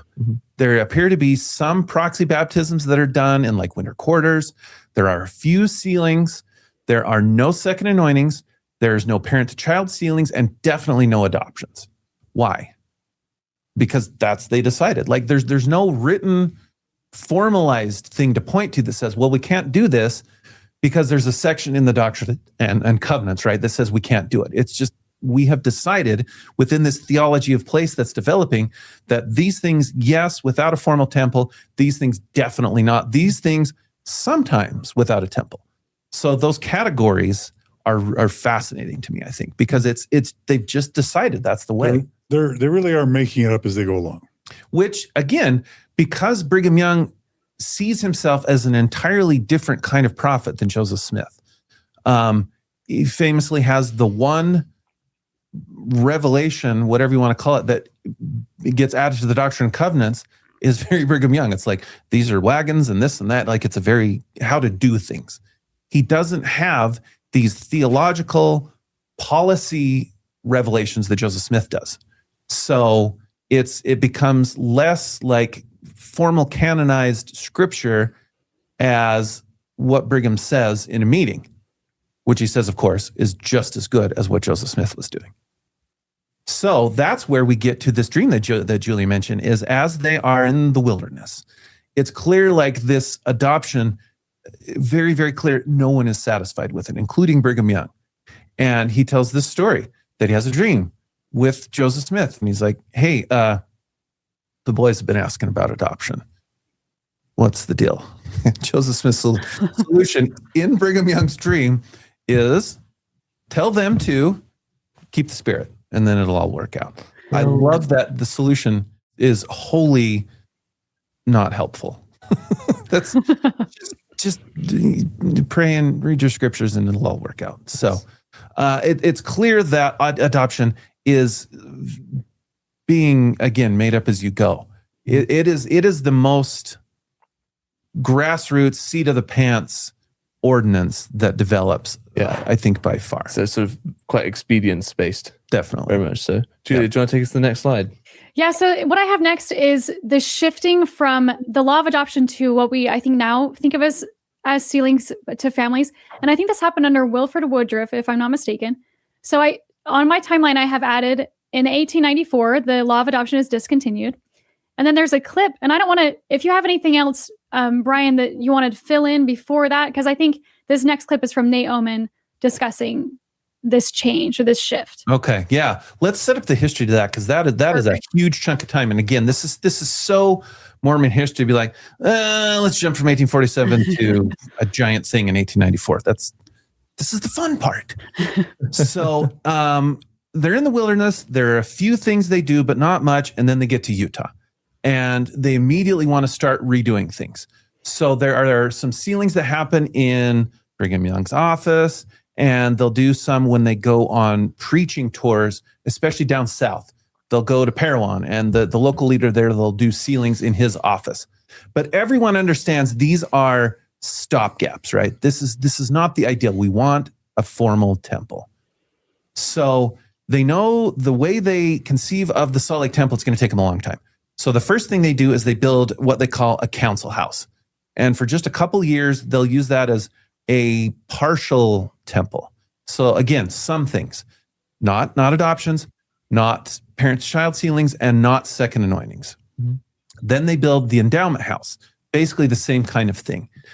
But what's so interesting is in 1867, they all of a sudden start doing second anointings. Mm-hmm. So this, back to your comment that it all culminates in the second anointing, not at this point. That's okay to do, and including proxy second anointings in some cases. Those are okay to be done in the endowment house. Living sealings, sure. Proxy sealings, sure. Adoptions, parents-child sealings, those are no-goes. Endowments, in the endowment, proxy endowments, that's not a thing. They can't be done. Why? Because they can't be done. And the arbitrary nature of this is so fascinating. I mean, the covenant path TM has not been developed yet. It just rides through along to the second anointing. But the arbitrary nature of this is just fascinating, because you look at the new visitor center that they've created now down on Temple Square, where they have an undedicated temple, essentially. The people are just going to be able to walk around in perpetuity. It's just a permanent Can open you house. imagine this happening not that long ago? Exactly. And but the arbitrary nature of that is, okay, because they've not dedicated it, this exact same building, this exact same furniture, this exact same space, fine. The general public, all and sundry, can just wander around it. It's not sacred. So again, it's this further evolving of this theology of space, and it seems to be just based on fairly arbitrary things. Okay, well, we've dedicated this so you can come in. We haven't dedicated it. Why? So you can't, whatever. Because it is. Yeah, exactly. Yeah. Julia. And so we'll see they're still thinking about the concepts of adoption, even though they're not doing it. And Brigham Young, well, this is where he will really start to outline that this is the most important. And that's an interesting concept because they're not doing it. So it's the most important thing, but you still have to wait. So that you could see that within the carrot sphere, I suppose. For sure. But we see really interesting things that happen. So we'll get some good descriptions of how sealings happen. It's during this period that Orson Pratt will publish the text of the sealing ceremony for a plural marriage. And he does this in the seer, and it's one of these many cases where he and Brigham Young butt heads, because Brigham's like, why are we publishing this to the world? And Orson's like, I thought we're trying to explain how great and noble all of this is, and I thought that's what you wanted me to do. But the ceremony is so interesting because they come before and they stand in front. Here's the husband, and here's the first wife, and here's the plural wife. And the first wife takes the plural wife's hand and places it in the husband's hand. So this is the physical manifestation of like the law of Sarah, right? Mm-hmm. You agree to this and you are giving because you control it. That is fascinating to me. There's this case where W.W. Phelps is back east, and before he comes west, he has himself sealed to a couple women so that, of course, they can have sex on the trail. It's pretty clear that's why it happens. Brigham Young is furious. This is this periodic expansion and contraction of the authority. This is a period where it's very contracted. This is not okay. And he talks then about how the first wife holds the keys of the sealing power. And that I thought was so interesting. It's like, but she doesn't. There's so many cases, like Emma. Yeah. They just didn't. Like DNC 132. Right. Like, you hold the keys? No, you don't. It sounds good, but it's in practice, that's not at all how it works.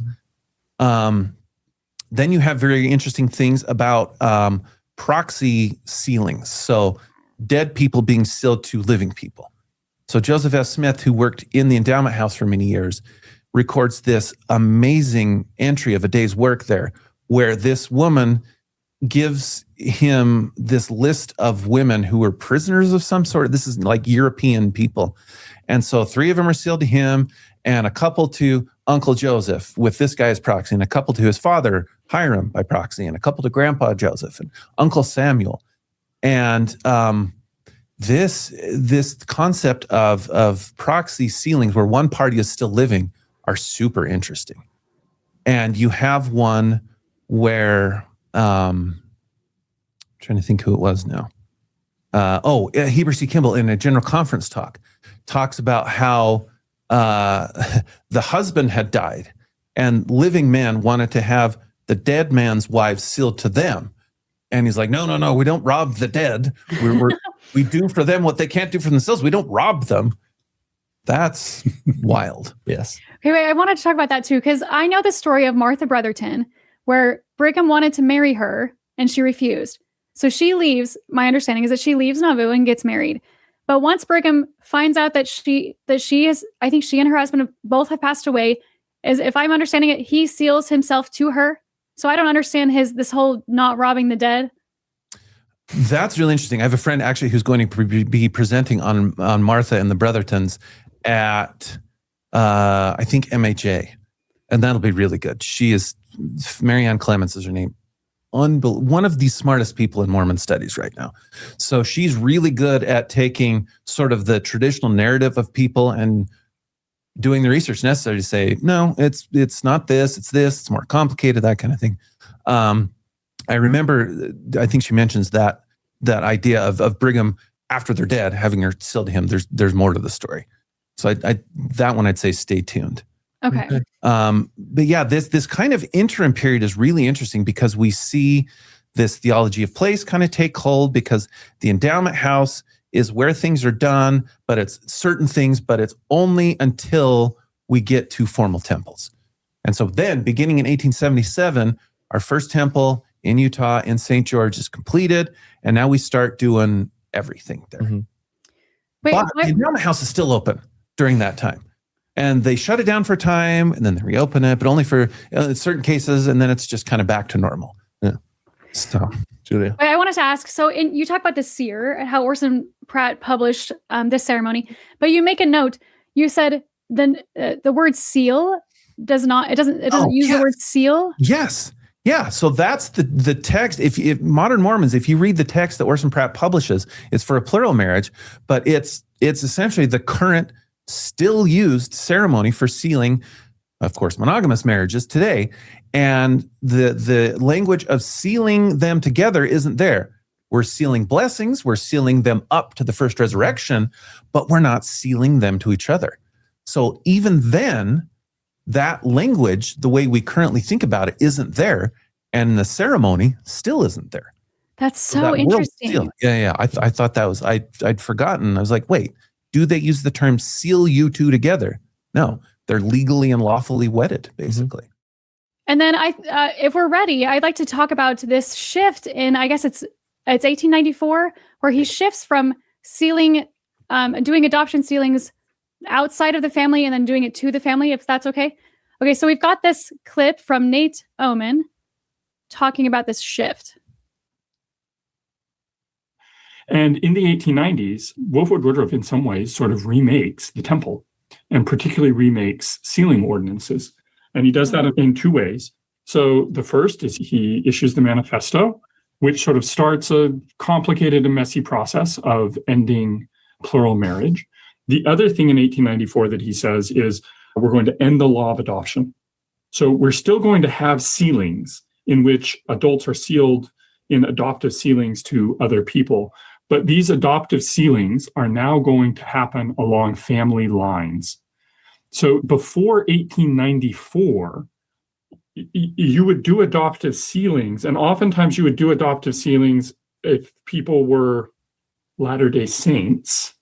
So like I might be sealed to my father if my father died before we could go to the temple, but he was a Latter-day Saint, so I'd be sealed to my father, but then my father might be sealed to Brigham Young posthumously.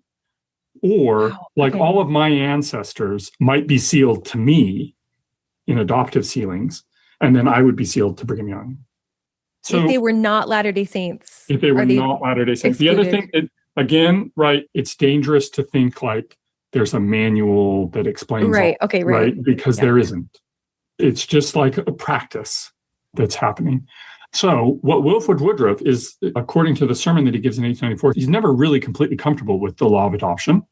So he'd sort of been in a stupor of thought about the law of adoption. He says he'd been in a stupor of thought about the law of adoption, like all the way back in Nauvoo. He was sort of uncomfortable with it. So I sort of have this vision of Wilford sort of being uncomfortable with this for a long time. And then he says, I received a revelation in 1894. And what the revelation says is, we're going to continue to do adoptive sealings. We're going to do them along family lines. So you are going to be sealed to your grandfather, and then your grandfather is going to be sealed to his father, and his father, and his father, and father and mother, all the way back, and all the way back to Adam, if we can do it, is what Wilford Woodruff says. Before 1894, nobody did those sealings. People did not seal their ancestors. Okay, so and I think that what he's talking about, if I'm not mistaken, is this sermon here, where he's talking about he wants everyone, let every man be adopted to his father. That is the will of the God to his people. And then he says, I've had friends adopted to me, and he says, but I've had a peculiar feeling about this, especially lately. And this was published in the Millennial Star in 1894 from Wilford Woodruff. Just kind of a random tangent. The fact that it shows up there, I think it's also published in the Deseret News, is because you don't have like a formal published conference report at this point, which you think now, like the idea that the conference talks are your walk and talk for the next 6 months, that is not a thing then. And so they would publish them in the newspaper, some of them, but it would be weeks, months. They might publish some of them in the Millennial Star. So the way the information was disseminated and maybe the relative importance of that is very different than it is currently. But then that's because I suppose earlier on in the church, you still had this very revelatory process, this idea that new scripture is coming, particularly under Joseph Smith. You've got Doctrine and Covenants stuff being added to all the time. It's possible that in the slowdown of the addition to the Doctrine and Covenants and things like that into the 20th century, you're then going to see the increased importance of conference talks. It is interesting because Brigham Young will talk about, what I tell you is the word and will of the Lord. But if it's only the people in that audience that are hearing it, or maybe published in the Journal of Discourses in England, that how many people are going to get their hands on, how many people are going to get that message? So that dissemination of information is very different. Random tangent there. All right, so this is a big one. So this is a general conference talk, April 1894. This makes enough noise that people will record that in their diaries, that he preached this sermon, and people seem to grasp the shift that he's talking about. He's basically canceling. Yeah, we're not doing adoptions anymore. We're going to start doing ancestral line sealings. So before, where we did it like Nate mentioned, maybe I would be sealed to my father who died, but he was Mormon and we knew him and we could kind of vouch for him. Now it's like, nope, you do to your father, but then your grandfather, who was never Mormon, who died in Connecticut, and then to his father. And then sometimes you'll still see a vestige in that, and then we'll kind of just seal the whole package to Joseph Smith. But that will start to drift away over time. But what's interesting is he says, I've had this peculiar feeling. As we were doing research for this, I realized I've not seen much on kind of why does he suddenly decide in April 1894 to give this particular sermon? He's been troubled about it since Nauvoo. Well, that was 50 years ago. Why now? I found a really interesting entry in George Q. Cannon's journal. So Cannon is his counselor. Cannon he's very much an intellect. He's, I think, much more intellectually inclined than pretty much all of his colleagues, including Woodruff. And he says, so this is a month before, so this is March 1894, a month before conference. He says, adoption came up and, there was, he will use all this passive language. A discussion was had. A decision was made. It's reading, he's pushing it. Yeah. Because he is troubled about it, but he wants to do something about it. And so you have decades of inertia where people keep saying they're not quite sure, but it just rides. And so he says, in connection with General Conference, the temple presidents will be here. Let's sit down. Let's have a full-on discussion about this. And what's so interesting is he then says that a couple weeks before this, Lorenzo Snow, one of the 12 who will become the president of the Salt Lake Temple, comes in. They start talking about adoption. And Snow's essentially like, should we do adoption or should we be sealed to our ancestors? And Cannon says, I think you should be sealed to your ancestors. And he says, Joseph F. Smith agreed with me. And then he says, Wilford Woodruff kind of agreed with me, but what's clear, he says, but not to the point where a decision would be made. So then they apparently have this meeting, and it seems like it's out of this process that Lorenzo Snow, Wilford Woodruff, makes a decision that we're done with adoptions. We're going to do ancestral lines back as far as you can go. But what's so telling to me is Wilford says, I've been troubled about this. All along the way, he has people adopted to him. Now, in some cases, those were people petitioning to be adopted to him, but a lot of times it's him. So he's troubled about it, but he still keeps doing it over decades. Canon, radio silence in his journal. It doesn't seem like he has people adopted to him. So he's troubled about it. And so his solution is, I don't think we should do it.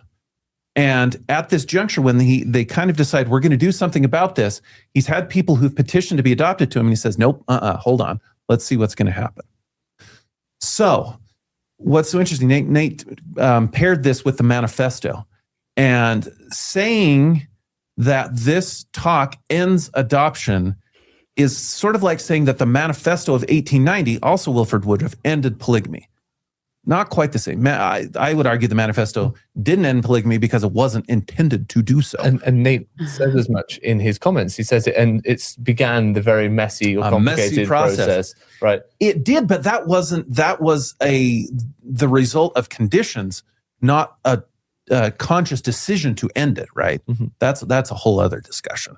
Yeah. This one, it does seem like the intent is to make that shift, but it's slow. So if you look at the statistics in 1894, I think it was the Salt Lake Temple, a third of all the adoptions that year come after that conference talk. The temple president is there. The recorder is there. They're all there listening to it, and yet they still happen. And yet, can you imagine that now? An edict comes down from General Conference, say, I don't know, the word Mormon is suddenly anathema and we're not meant to use it anymore. And overnight, you have people switching their Facebooks. They have people changing the names of their URLs. YouTube channels. You have URLs. Mm-hmm. You have all this stuff changes immediately. And some of it, is the internet. Some of it's the hyperconnectivity of the modern world.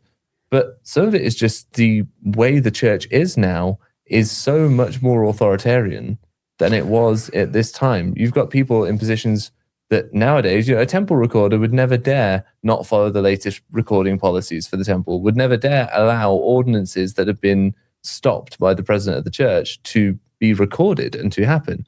And yet that's what we're seeing here. So I think it's always just interesting to look at how the modern church behaves now and compare it to the early church. What I found, one thing I found so interesting is in statistics of the Salt Lake Temple, you have adoptions happening, not many, but like a couple a month, as late as 1945. And it's pretty clear they're adoptions because you have children to parent sealings next to them. You have normal sealings here. Like it seems very clear these are this style of adoptions that are happening. 1945. And that was only because that was as late as I had the statistics. I'd love to have a description of like this adoption in March 1945. Who was it and why? That's pretty late, 50 years after that shift, that it didn't shift for that case. I just think it bears pausing to think about the implications that for so many years, Joseph's practicing, polyandry, marrying other men's wives. But then, that practice is kind of done away with, or we're doing polygamy until we stop. Or like you taught us in the second anointing episodes that we did, that for decades, second anointings were emphasized. And then for decades, they weren't. Or we're using the term Mormon and then we're not. Or garments are to your wrists and to your ankles. Until they're not. And there are Masonic, crucial Masonic rituals in the temple ceremony until they're not. And, what seems just pretty obvious is, number one, they're kind of making it up as they go along, that anything can change, that the only thing that's going to make it change is when someone decides, like with Russell and Nelson, I don't like the term Mormon. Okay, he's going to be the one that stops it. But then if someone follows him like Oakes, who doesn't like the changes Nelson made, well, he's going to change it back. And there's this idea that like when elephants fight, the grass gets hurt. Like the brethren make it up as they go along. They change whatever they want. And now we're stuck with like gay people not being able to get married in the temple or doing, or I have family members that like all they do for hours a week is they go to the temple and they perform sealings for dead people. What kind of sealings? What? Ancestral line sealings. Yeah. Because there's a whole lot of those you can do. but like, you know, I've said this a million times in Mormon stories that our service missionaries are full-time young missionaries. They could be getting water to people without clean water. They could be curing malaria. They could be dealing with literacy. There's so many ways they could be blessing the world. And more importantly, there's so many temple workers that could be doing that type of service, but instead they're doing baptisms for the dead, endowments for the dead, sealing for the dead. It seems like such a catastrophic waste of time and energy if it's the type of thing that some subsequent prophet could just go, we're not going to do that anymore. That's a very narrow view, John. That's only until those conditions are only until you die. This is eternity. But I mean, any eternal ordinance can be de-emphasized or extinguished or altered when whatever prophet decides that they want to. But that way of thinking about it doesn't happen within that worldview, right? Yeah. That's not, it's not extinguishing, it's changing it because it needed to be changed. So within that worldview, it makes perfect sense. Well, it's that line from the Happiness Letter. Whatever God commands of his children is necessary, no matter what it is. Because it's God commanding it. Because God commands it. That's where it originated. Yeah, and that which seems strange and wrong in one circumstance is right in another. You know, it's the expediency law of Mormonism. It's okay. Well, whatever we need to be doing now, if God says so, then we do it. But from a standpoint of informed consent, people deserve to know that these guys just change stuff when they feel like it, or when the implications of the policies or ordinances or doctrines that they've taught become too complicated or fraught. They just change it. God could have made all of this very clear every single time along the way that one of these things gets implemented. He could have implemented the rules, the standards, the practices, the structure, because we've got several D&C sections that are very specific, right? Mm-hmm. Yeah, So it's the Mansion House again. It's that idea of Nate Oman saying, there wasn't an instruction booklet, there wasn't a manual for this. Why wasn't there? Right. I mean, I think we all need to understand that. And so now when garments, all of a sudden women's garments, they can show their shoulders, and garments are shrinking because of social media pressure. Now that Black people can have the priesthood, pick your thing. Everything is changeable. Everything is flexible. If there's enough pressure, or if just the whims of a modern prophet or apostle overtake, anything is changeable. Anything is up for grabs. It's like Elder Haney said, the key is to follow a living prophet. The words of dead prophets do not gain value with age. They don't appreciate in time. So just follow the living prophet. Yeah. It would be interesting to look at journals from people around this time to see if there was much opposition to this announced shift in thinking. Because where you have things like the end of polygamy, when it does become an end within the church, obviously there's great backlash. That's the fundamentalist movement. When the garments are changed, that's within the fundamentalist movement. Same kind of thing. I wonder if there was opposition to it. I mean, the fact that there continues to be adoptions pretty well signals that some people thought, I think we should still be doing this. But it seemed, if there was opposition, it seems to be less than other decisions. And as a result, we see a lot of pretty huge changes. They found the Genealogical Society in 1894, and that's where you really start to see temple work explode, because it's along these ancestral lines where there's, I've got ancestors, I can go order this book from New England that has the Jones family in New England back till they arrived in America and beyond. So that opens the way for a lot of temple work.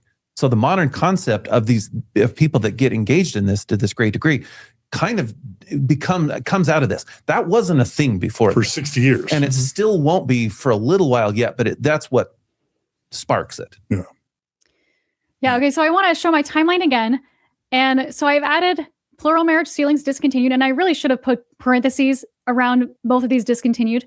And then the ancestral sealings of sealing, you to your family lines. Say the years, Julia, just for those listening. Yeah, so plural marriage sealing with the first manifesto in 1890 happened in September. And then the beginning of the ancestral sealings happened in 1894. And then, Brian, can you tell us, you said that the law of adoption continued from when they were supposed to end it to 94. And then will you remind us when the polygamy, when the last known plural sealing happened? That's a tough one.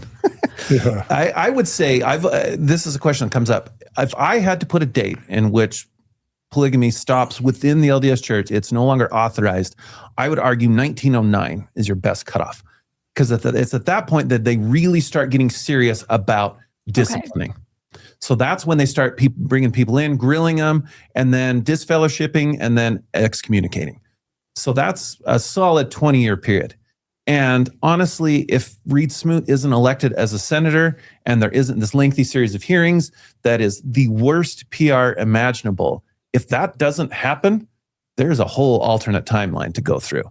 So it's I think only because of that it really becomes an issue where they actually decide, okay, I think we're done now.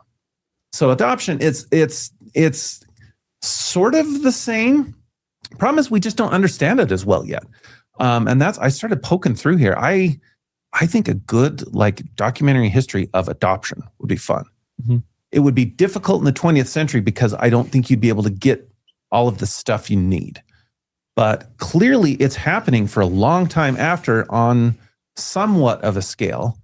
So why is it still happening? Who's doing it? Who are they being adopted to? Is it just old habits die hard? I don't know, because it does seem all along the way you have people who were not really happy with adoption. It's despite Brigham Young saying it's the most important thing, you don't have people who seem to really glom onto it. So it's this interesting practice that again grows out of this concept that if we're not sure if these guys are safe, then we shouldn't be sealed to them. And one rationale for Woodruff changing this is that he had changed his mind about that principle. And it's hard to say. There's a letter where he says, no, you shouldn't be sealed to this guy because we're not sure. And that's like late 1880s. So if he does change his mind on this, it's a pretty rapid shift in perspective. And that very well could be, because that does seem to be the principle that's behind all of adoption. So if we're not doing adoption anymore, deciding, and he does seem to hint that after death, most people will accept Mormonism in the spirit world. So that does seem to be part of his changed worldview. Right. But tracking when he changes it and how and why is I don't think is well understood tracking yet. the changes in worldview of a prophet can be quite tricky, really hard, because they're going to try and keep that from the public because they won't want to appear consistent. And that's diaries, hints, and letters. That's where you start to piece together how a perspective shift happens, and that's really difficult.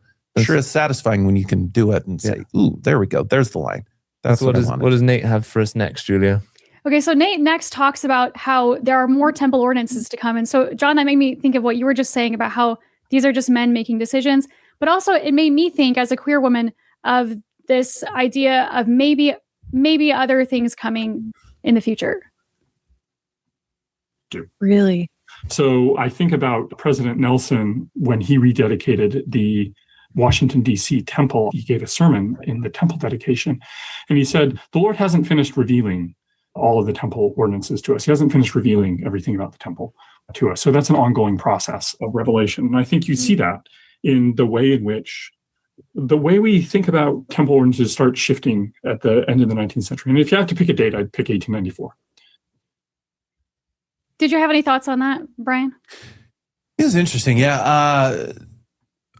I would tend to couch that statement that there's more to come in a very broad brush sense. I think to me that is part of this heightened importance of words of a prophet as sort of a defining feature of Mormonism. It's always been there, obviously, but I think, we obviously don't do polygamy anymore. Word of wisdom is not really as emphasized as it used to be. So this importance of what the prophet says, I think that's become more of a defining feature. So I think I'd put that more in that camp, because if you think about it, we don't have a new temple ordinance since Nauvoo. Like there's nothing since then. So the idea of like some wholly new ordinance or like a radical change to an existing ordinance, Well, to be clear, the endowment has changed a lot since Nauvoo. It right? has, but I would say like the structure of it is still there. Like it feels like an 1840s fish. Yeah. Still. But So- there's change to the color of the scales. Yeah. So I don't see him hinting at some even kind of radical change within temple ordinances. So yeah, to me, that's more just kind of the importance of, and obviously to him, the unfolding of the restoration. That was a huge theme of his. Like there's so much coming. To me, I just put it within that rhetoric. Nelson category. loved to say, "All right, you've not seen anything yet." He wanted to Vitamins. He wanted to be the prophet known for being the change maker. That's why Right. he changed things that didn't really need to be changed. And Because he could. mostly they were small Yeah. changes, right? These are, no one looks at those and sees them as anything on par as Manifesto, the 1894 sermon. He any wanted of to that. be seen that way, and I think a lot of Right. members tried to paint it that way. I think if you're True. looking at it objectively, he didn't. Right. But the feeling around all the changes he made very Right. often was that. I Mhm. think. It's just interesting that he was quoting Nelson, who is, just the most recent prophet, as saying that there's more to come, because I can't even fathom like what else there would be.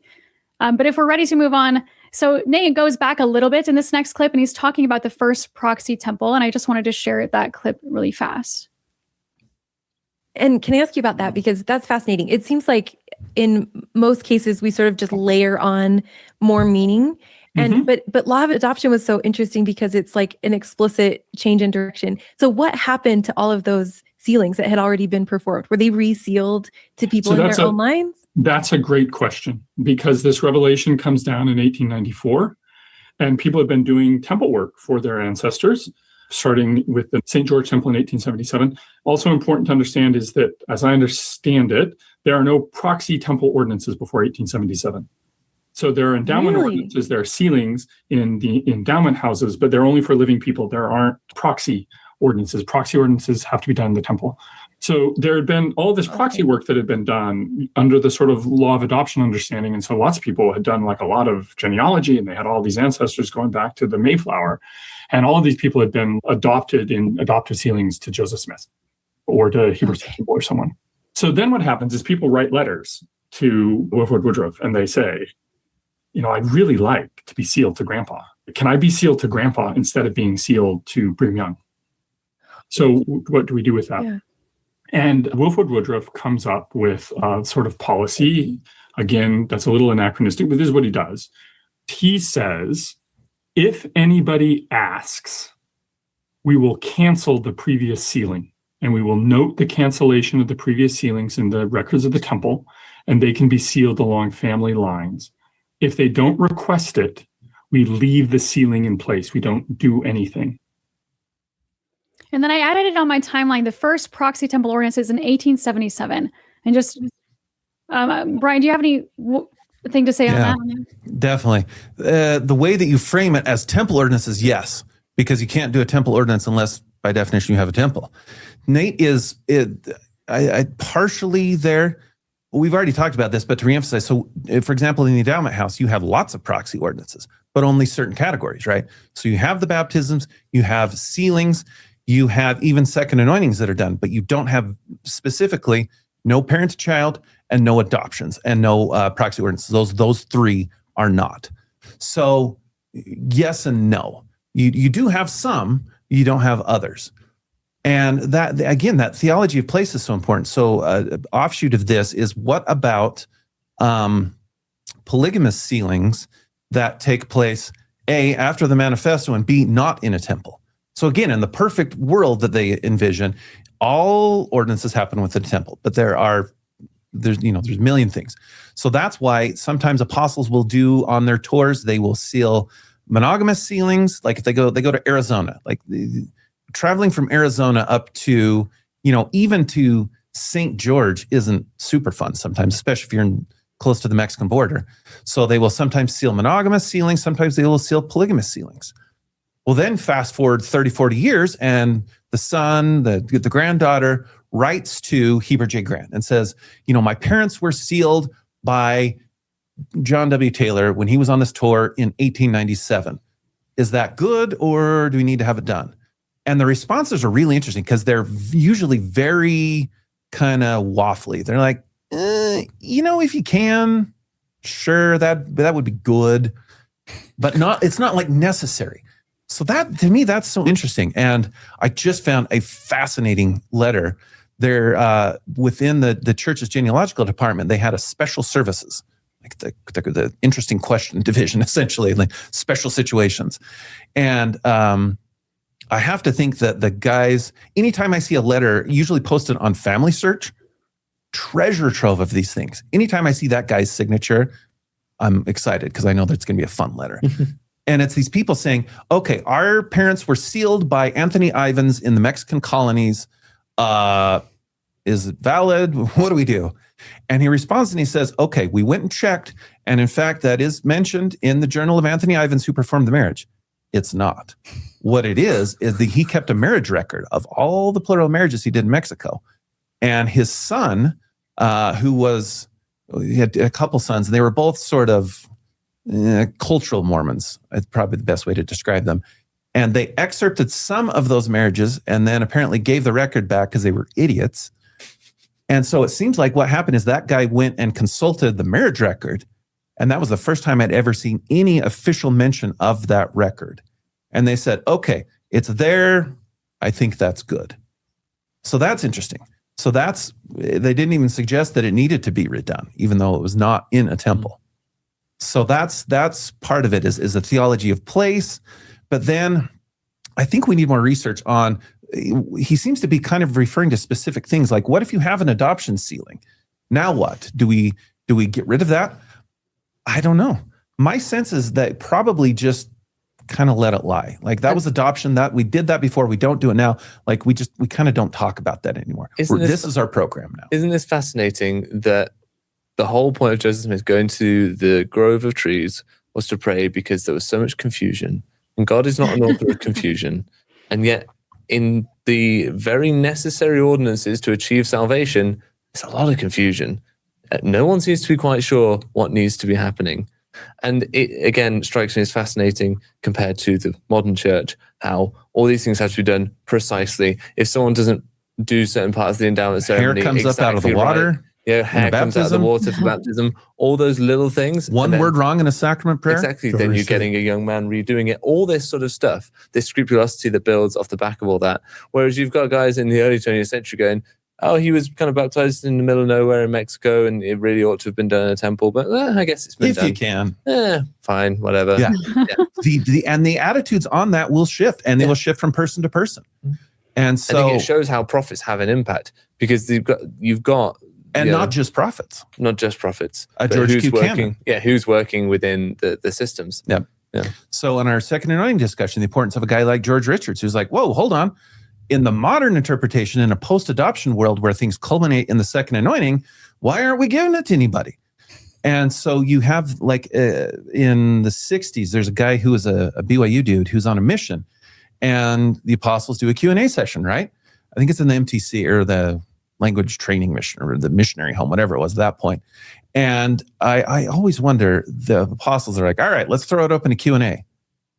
Do you want to do that? We've got a Nemo in the crowd. Yeah. So this guy is like, oh, hold on. Is the second anointing really necessary? And Lee's response is essentially, you've received all that you need. Hold on. That's not how it was before. So this idea of adoption is the highest, holiest ordinance, according to Brigham Young, until it wasn't, right? And so that shift is really interesting, because what happens when people see that? And so that's why I wonder if there was some opposition to the shift away from adoption, what it looked like. Because if somebody reads Brigham Young saying explicitly that adoption was the highest and holy, well, now what? And so I would really like to see, did they cancel those adoption sealings? And if so, what does that cancel look like? I know in some cases there were literal cancellations in records where it was like, we crossed that out in red ink, you know? So did it look like that? Or was it canceled in like a broad sense, like that's no longer valid? It seems to be there's more trust in God will put the red ink through the ledger book in heaven, and he'll kind of sort it out. And then you guys just do the heavenly book of the law, right? Yeah, that'll all just be worked out. And to an extent, that still kind of exists when, when church leaders can't answer difficult questions about divorce or other things like that. They'll kind of just say, well, it'll all be worked out.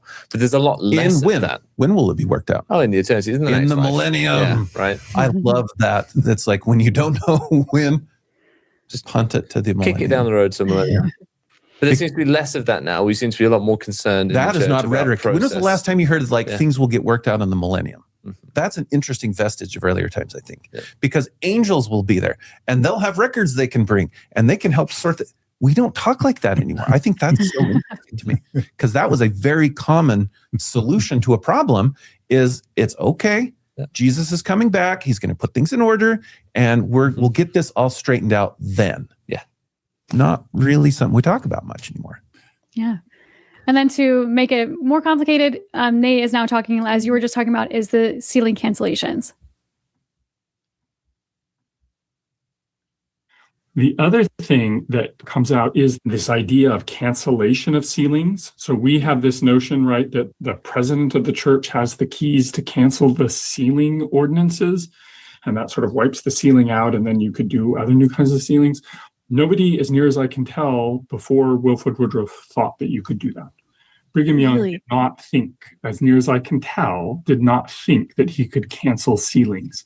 So even in the case of divorce, because I know Brigham Young, we've talked about how there were a lot of divorces happening in Brigham Young's time that didn't necessarily come with or there wasn't even an understanding, you're saying, of a need to cancel. Yeah, so as I understand it, Brigham Young did not think that he had the authority to cancel sealings.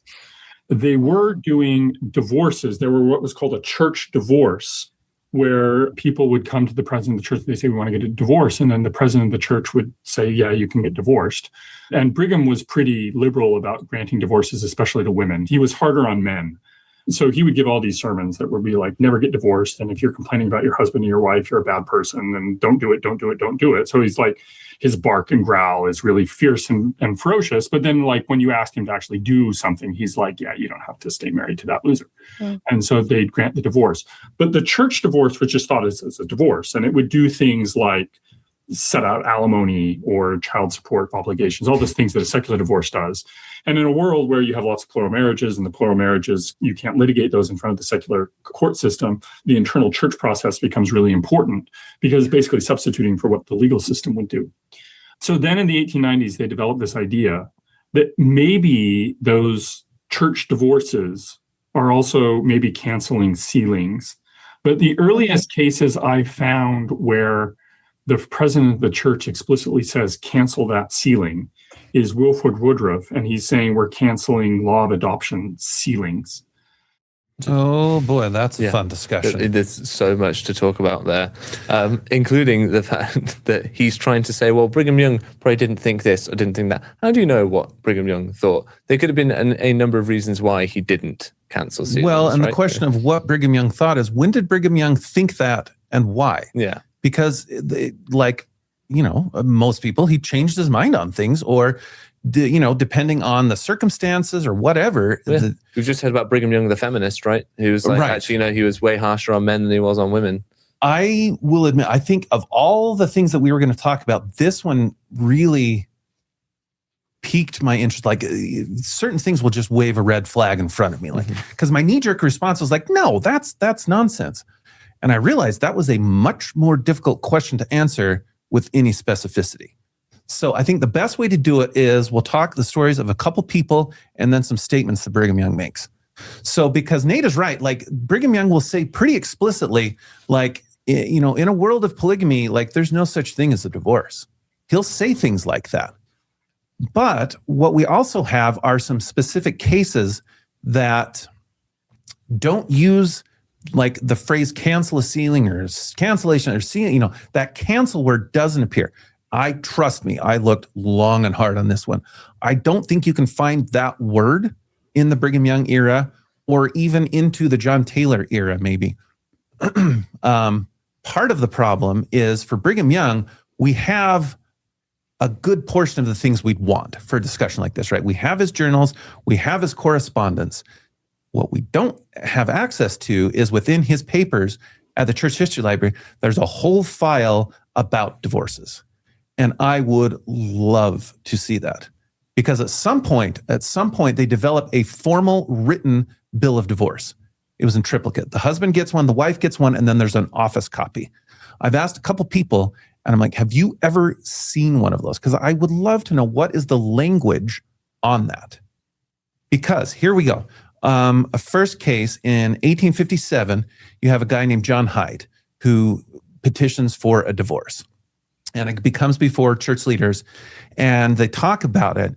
And in fact, Julia, could you find that? It's 1857, John Hyde. Because the language that's used around dissolving it, I don't, whatever word you would use, to me, functionally sounds like canceling a sealing. Okay. So I think it's like Heber C. Kimball is talking. Yes, Kimball is speaking. So yep. This is from 1857. A motion has been put and unanimously carried that John Hyde be cut off root and branch, that is, himself and all the roots and the branches that are within him. This has no allusion to his family. He has taken a course by which he has lost his family and forfeited his priesthood. He has forfeited his membership.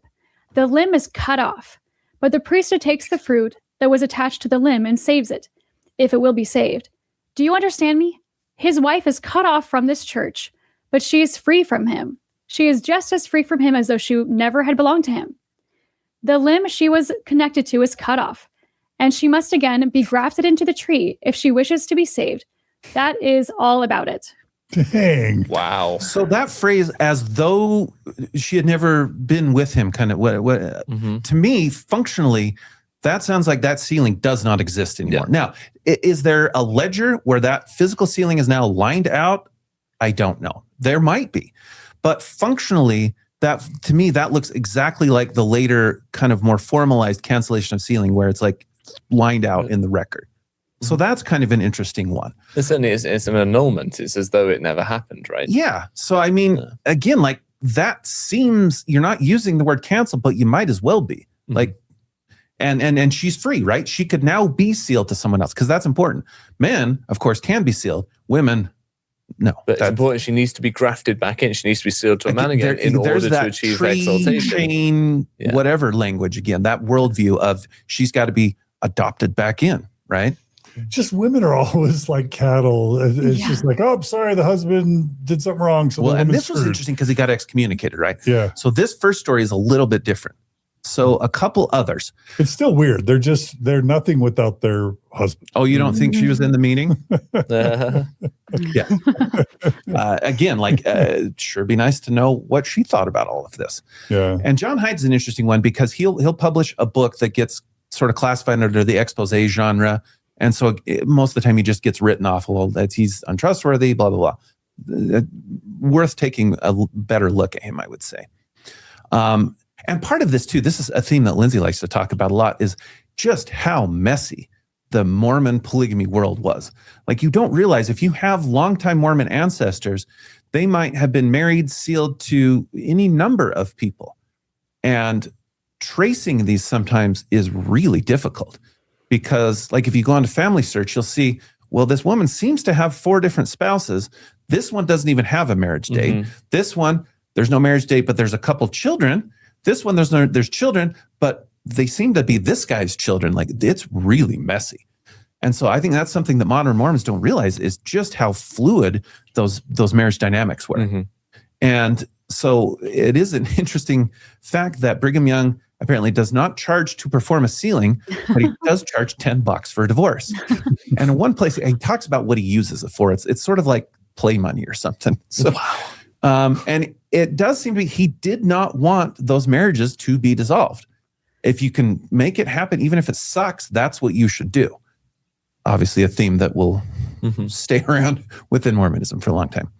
Wait, so I have a question. Yeah. So people like Analyza Webb, who wanted a divorce from Brigham, and she was able to, I guess, obtain it. Does he still think in his mind that he's going to have her in heaven? Well, I just want to know how he's processing for these women who ask for a divorce. I would be willing to bet Brigham Young did not consider that sealing canceled. Okay. In any sense of the word. Yeah. That's what I figured. Yeah, for sure. And again, like the concept of what does that mean functionally? What is that? What are people doing around that? Again, is it records? Is it just like the leaders are like, it's dissolved. And it's just, we said it. It's fiat, right? As opposed to something written. I declare bankruptcy, and that's it done, right? Yeah. Declared. Yeah. What more do you need? Yeah. So is that a new entry to your timeline, Julia? Yeah, so there's now the first sealing cancellation happens in 1894. And then one thing that Nate Oman does not talk about, and I know that you talk about it in your notes, is this specifically unique sealing with Jane Manning James. Call it, what's it called, Julia? Read the slide. The eternal servant sealing. I don't know if that's the exact language that's used, but that's how I labeled it. And that's what's so interesting about it. So Jane Manning is a black woman who is converted to Mormonism in the 1840s, comes to Nauvoo, lives in the Joseph Smith house, is apparently quite close to them. And then in later years in Utah, she's married, I think, twice. And this is a woman who is not willing to accept what's become the status quo answer of Black people are not allowed. It's usually, I'm glad we've shifted to talking about the temple and priesthood ban, because obviously it's not just men. The temple restrictions are just as big a part of this story as the priesthood restrictions were. So what she does is periodically she will petition to have temple ordinances. Wait, can I ask, was Jane Manning able to do baptisms in the temple, or was she unable to go at all? She was. But, and this probably won't be surprising, even though it's still gross, they apparently would have special days set aside for when Black Mormons would come do this. They are kept in a separate record. There's actually a really good article on Black Mormons performing proxy baptisms that's in a collection of essays that Signature published, that my friend Christian Larson was the editor of. That's interesting. That was sort of like the crumbs, right? You can do this. Are you happy now? Is that enough? Will you quit bugging us? That's very much the attitude behind it.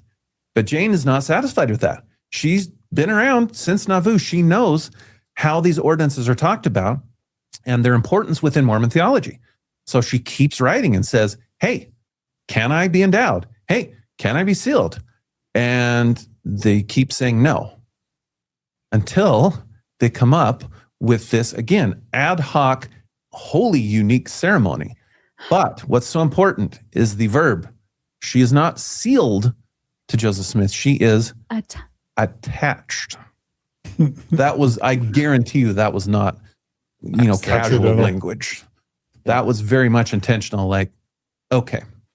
Do you have the text of that? Yeah, Julia, yeah. So it says attached as a servitor.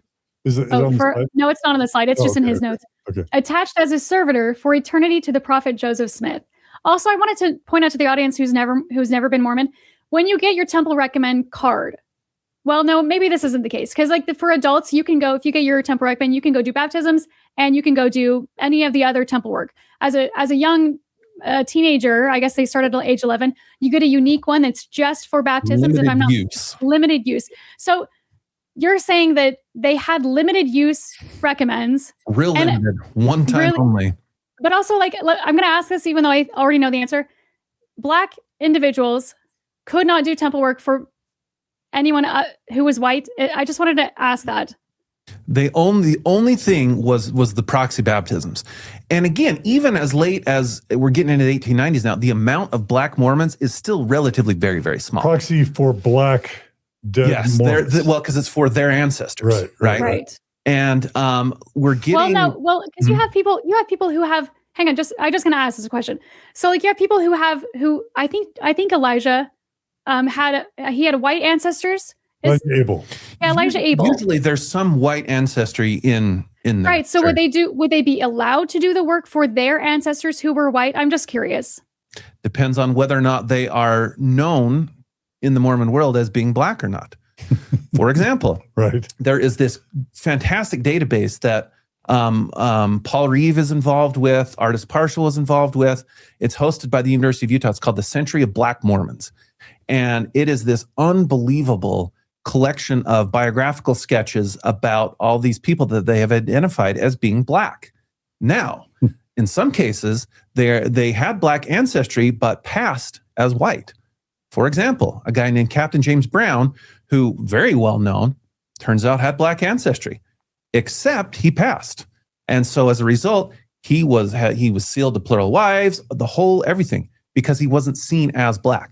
So it was the question of whether you were known and presented and understood to be black within the larger community. If so, proxy baptisms, and I imagine that had to have been a very small fraction of Black Mormons, even at that. And that was it. And then we see it progress into, even if you then pass, there's questions of your genealogical record and going back, and there's the not one drop rule. Yeah, how far back you have to trace your ancestry out of Africa. Yeah, exactly. Kind of thing.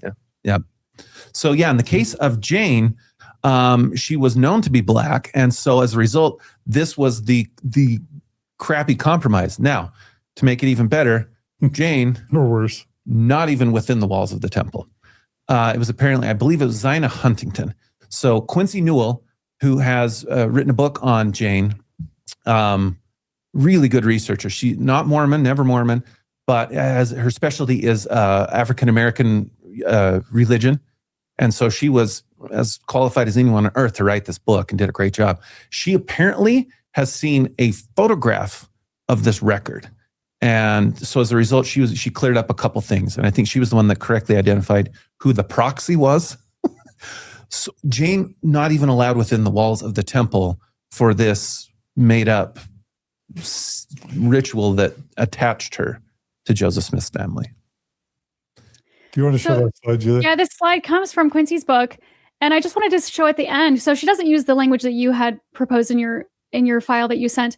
But at the very bottom, so Stapley places Jane's sealing ceremony as in the context of understanding of sealings as creating the family of God, and Brigham Young's abiding belief that Black Mormon women and men were not to be integrated into the material family of God. And that just is so heartbreaking to me. Well, I disagree with the word sealing there. To me, that was a very conscious decision made that it was not a sealing. It functioned, it was its own thing. It was separate, but not even equal. Like it was its own thing. So I think using the word sealing there actually is probably not even warranted. So I'll show my slide anyway, but like it's at the very bottom, it says first sealing to eternal servant, but it's not a sealing. I should change it and say attachment. No, but I mean, again, like there are people who are portraying it as such. I totally disagree. So it should say first attachment. First and only attachment. And again, only. I think the only way to understand it is this was, they thought would pacify her, really. This would get her to quit bugging them. Shut her up. Yeah. It didn't. Elijah Abel's descendants also caused a stir by writing general authorities and saying, hey, I don't think I remember they what's interesting is they were ordained to priesthood too. Right. That's right. It's complicated. And again, there's the question of passing or not, and the way that the family thinks about their Mormon ancestry is complicated. There's a really great entry in Century Black Mormons on Elijah too. So, and part of this discussion is going to evolve because there's a lot of research that's being done that is demonstrating that there were a whole lot of people with black ancestry who participated in temple ordinances because they passed. I mean, it's just another evidence that God isn't behind a lot of this, because God would have thought this through, and God wouldn't have excluded black people. Right. And God would have understood that lots of white people have black ancestry and lots of black people have white ancestry, and that the distinction between black and white doesn't even make sense. Well, yeah, I won't name them, but I have a family member extended family member who is very white. And they were telling me very proudly, oh yeah, no, I have a black African ancestor who was a freed slave, and then they married a white woman and this sort of thing. I said, oh, okay. And so when did your dad get the priesthood? Was it before 1978? Because then is his priesthood legitimate? Because he received his priesthood under the not one drop policy. And if he did have a drop of black African ancestry, as you've just told me, then he gave you the priesthood. So is your priesthood still valid now? He didn't appreciate that. I was going to say, I'm guessing that's not a discussion. This wasn't the conversation that they really wanted to have with me, but it is what happens when you have these arbitrary rules and when you have these arbitrary exclusions, is people that otherwise you would think have no black African ancestry, turns out they can. And if they don't know and they don't find out until later, all of a sudden, what happens? Yeah. Yeah. So with those, by the end of the 19th century, we've more or less got our modern concept of sealing in place, right? Because polygamy is quickly phasing out. We're not doing adoptions anymore. We're down to monogamous sealings, and we're down to child to parent extending way back, but through ancestral lines. That's what we're doing. Yeah. And that's pretty well set in place. And that's a pretty radical transformation from how it all started. It is. Yep. Joseph wouldn't have recognized, how it ended up. Sam Taylor writes this great essay in Sunstone where he says, Joseph Smith appears at the Redwood First Ward in the 1980s.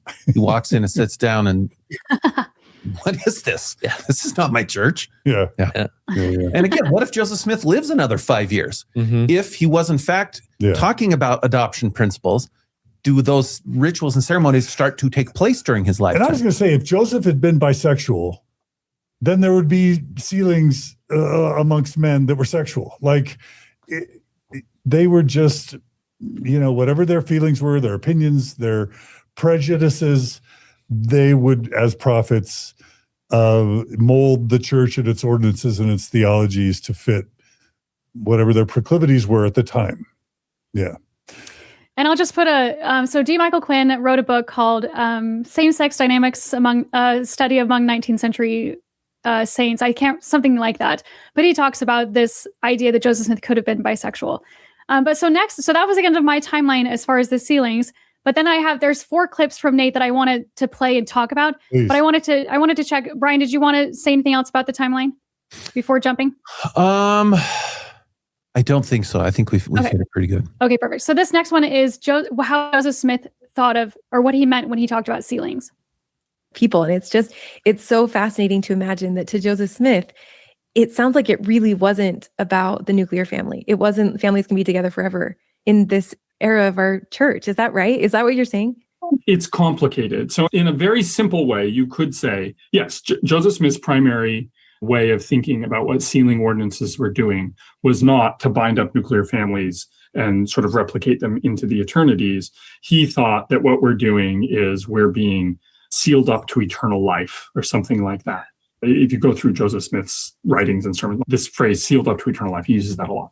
Yeah. That said, he totally has this idea that sealings unite couples in the eternities, and that you want to be united to the man or woman that you love and is your spouse in the eternities. I just wanted to say really fast, as a missionary, that's one of the biggest pulls for people is so you can be with your family forever. But to Joseph, that wasn't something he was thinking about. And then I'll just open it up for you guys to give comment. Brian, did Joseph believe that this idea that if a couple is sealed before the children are born, and then the children are born under the covenant, so they automatically are part of the covenant, was any of that in Joseph Smith's mind? It's hard. You get this statement from Orson Whitney later where he says, Joseph Smith taught, and he never taught a more comforting doctrine, and it was exactly that. Like that sealing had the power to save the kids into the 4th generation, even if they wander, the tentacles of divine providence reach. And that has been repeated a whole bunch of times. Orson was creative. He was a poet. He was not a historian, even though he wrote history. There's no evidence that Joseph said or believed those things. Again, what's in that 75% of his sermons that we don't have records of? Or the things that he told in private that person didn't keep a journal? It's hard to, what we have doesn't seem like that, but hard to tell.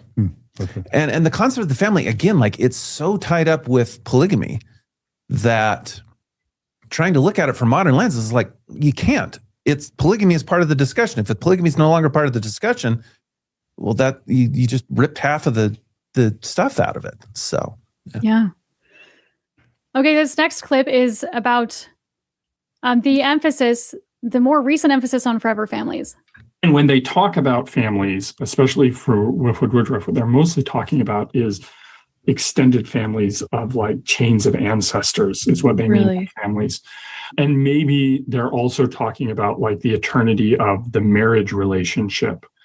But the focus on like families can be together forever, nobody is singing that song in primary in 1905. So that idea of families and the strong association that the temple has with the nuclear family, and the temple is the way that you're going to be with your family forever. If I had to sort of pick the prophet who articulates that, it's David O. McKay. Really? So what That's really recent. That's not that long so ago. like, and again, like you can overstate the discontinuities here, right? Yeah. So like, I'm sure you can find Heber J. Grant talking about being married for eternity or something like that. You can see the wheels in her head moving. Yeah. Like, this is a problem, right? You can also see him rush to defend and go, "Oh, but I'm not saying prophets disagree. I'm sure you can find other prophets who also agreed.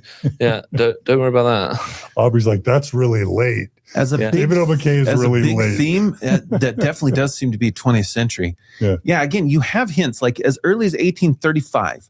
You've got W.W. Phelps writing to his wife, and it's an interesting time because it's when they're working on the Abraham stuff, which starts to get into like eternal concepts of things like that really hadn't been talked about. And he says, this new idea that I've got that if we remain faithful, we can be together for eternity. That's fascinating. Yeah. You have a couple statements by or about Parley P. Pratt, whose first wife had died, of like the eternity of that. So you do see hints of it, but yeah, it as an emphasized theme, again, with the power of a song. You know, that definitely does is as in 20th century emphasis. And becoming the USP of Mormonism, I guess, because the unique selling point of Mormonism very much now is you get to be with your family forever. We're the ones that believe in eternal families. The counterpoint to that is actually, no, we're the only ones that think that a cup of coffee will separate you from your family forever. A lot of Christians just tend to believe you will be with your family by dint of getting to heaven in the first place. So we're the only ones that really litigated it. But that is, again, one of the big unique selling points of Mormonism. And that sort of shifted. It's gone in many ways through variations. It went from being the one true church looking for a restoration, everyone's trying to work out what religion to join, we are the correct one, into... Because if you don't stand out, what's the point? Exactly. Then into, okay, right, well, we're the ones that teach about eternal families now. And now the question is, what is it? What is it today in 2026? What is the USP of Mormonism? Because they've abandoned so much that the question is, what is it about Mormonism? That's just one for the listeners to kind of write about in the comments, is what is the USP of Mormonism in 2026 when it's becoming more and more mainstream in so many ways? I just keep thinking of how this idea of Joseph walking into a current church meeting, how he wouldn't recognize it. I remember reading Hugh Nibley's response to Fawn Brody's book, and he says something similar to that. He's like, Joseph, this church hasn't changed since Joseph restored it. And like, I think that's the farthest thing from the truth. But this next clip from Nate is a piece of history. Your wife to a sacrament meeting. Yeah. Right. See how that goes. So this next one is, Nate, this is a piece of history that I didn't know. And Nate talks about how prophets would pay people to do temple work. When Heber J. Grant was doing temple work for all of his ancestors, so he was following the counsel from the prophet from President Woodruff, and he had gotten all of this information about his ancestors, and he wanted to do temple work for all of them. He didn't have time to do it, and there weren't like lots of patrons that were going to the temple to do it, so he paid people to do it. Really? And that was actually pretty common because it would take a lot of time, and so there are people in the church, and you pay these people sort of their modest expense to do temple work, because most people didn't do temple work. And where is that now? Where is my stipend for all the time I spent as a temple worker doing temple work? You have some actual funds that are set up. That's a really cool precedent that I wish we followed. Well, so paying people to do things at church, like, clean the buildings or, temple work. It is interesting. And it does grow out of that 1894 shift of we are no longer doing adoptions, but we're doing these ancestral line sealings, which pulls in a lot of people, right? Because now it doesn't matter whether or not we knew they were just righteous, faithful Mormon, whatever. It's all of your ancestors as far as you can do.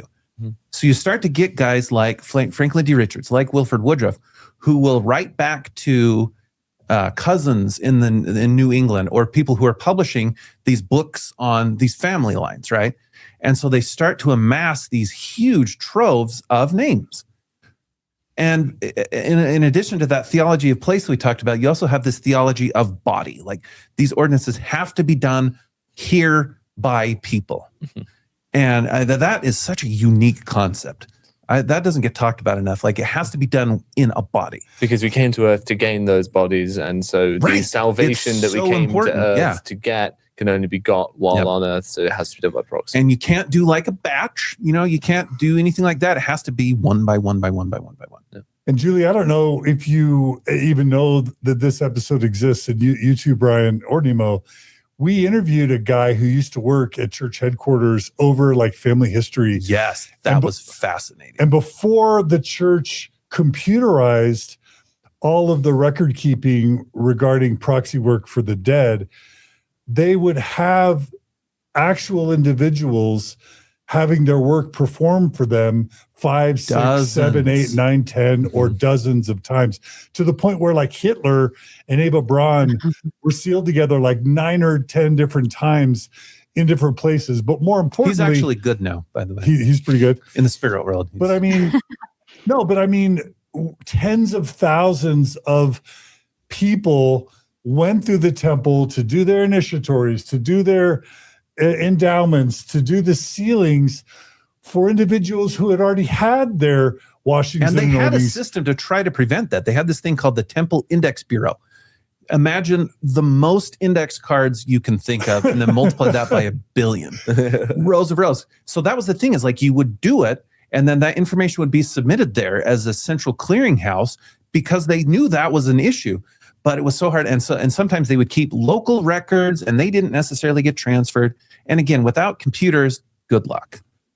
But there was also this point where they ran out of names. Even after computerizing. They ran out of names, and so they would kind of just turn the blind eye and allow people's work to be done multiple times. Or they would do, that's where indexing starts from.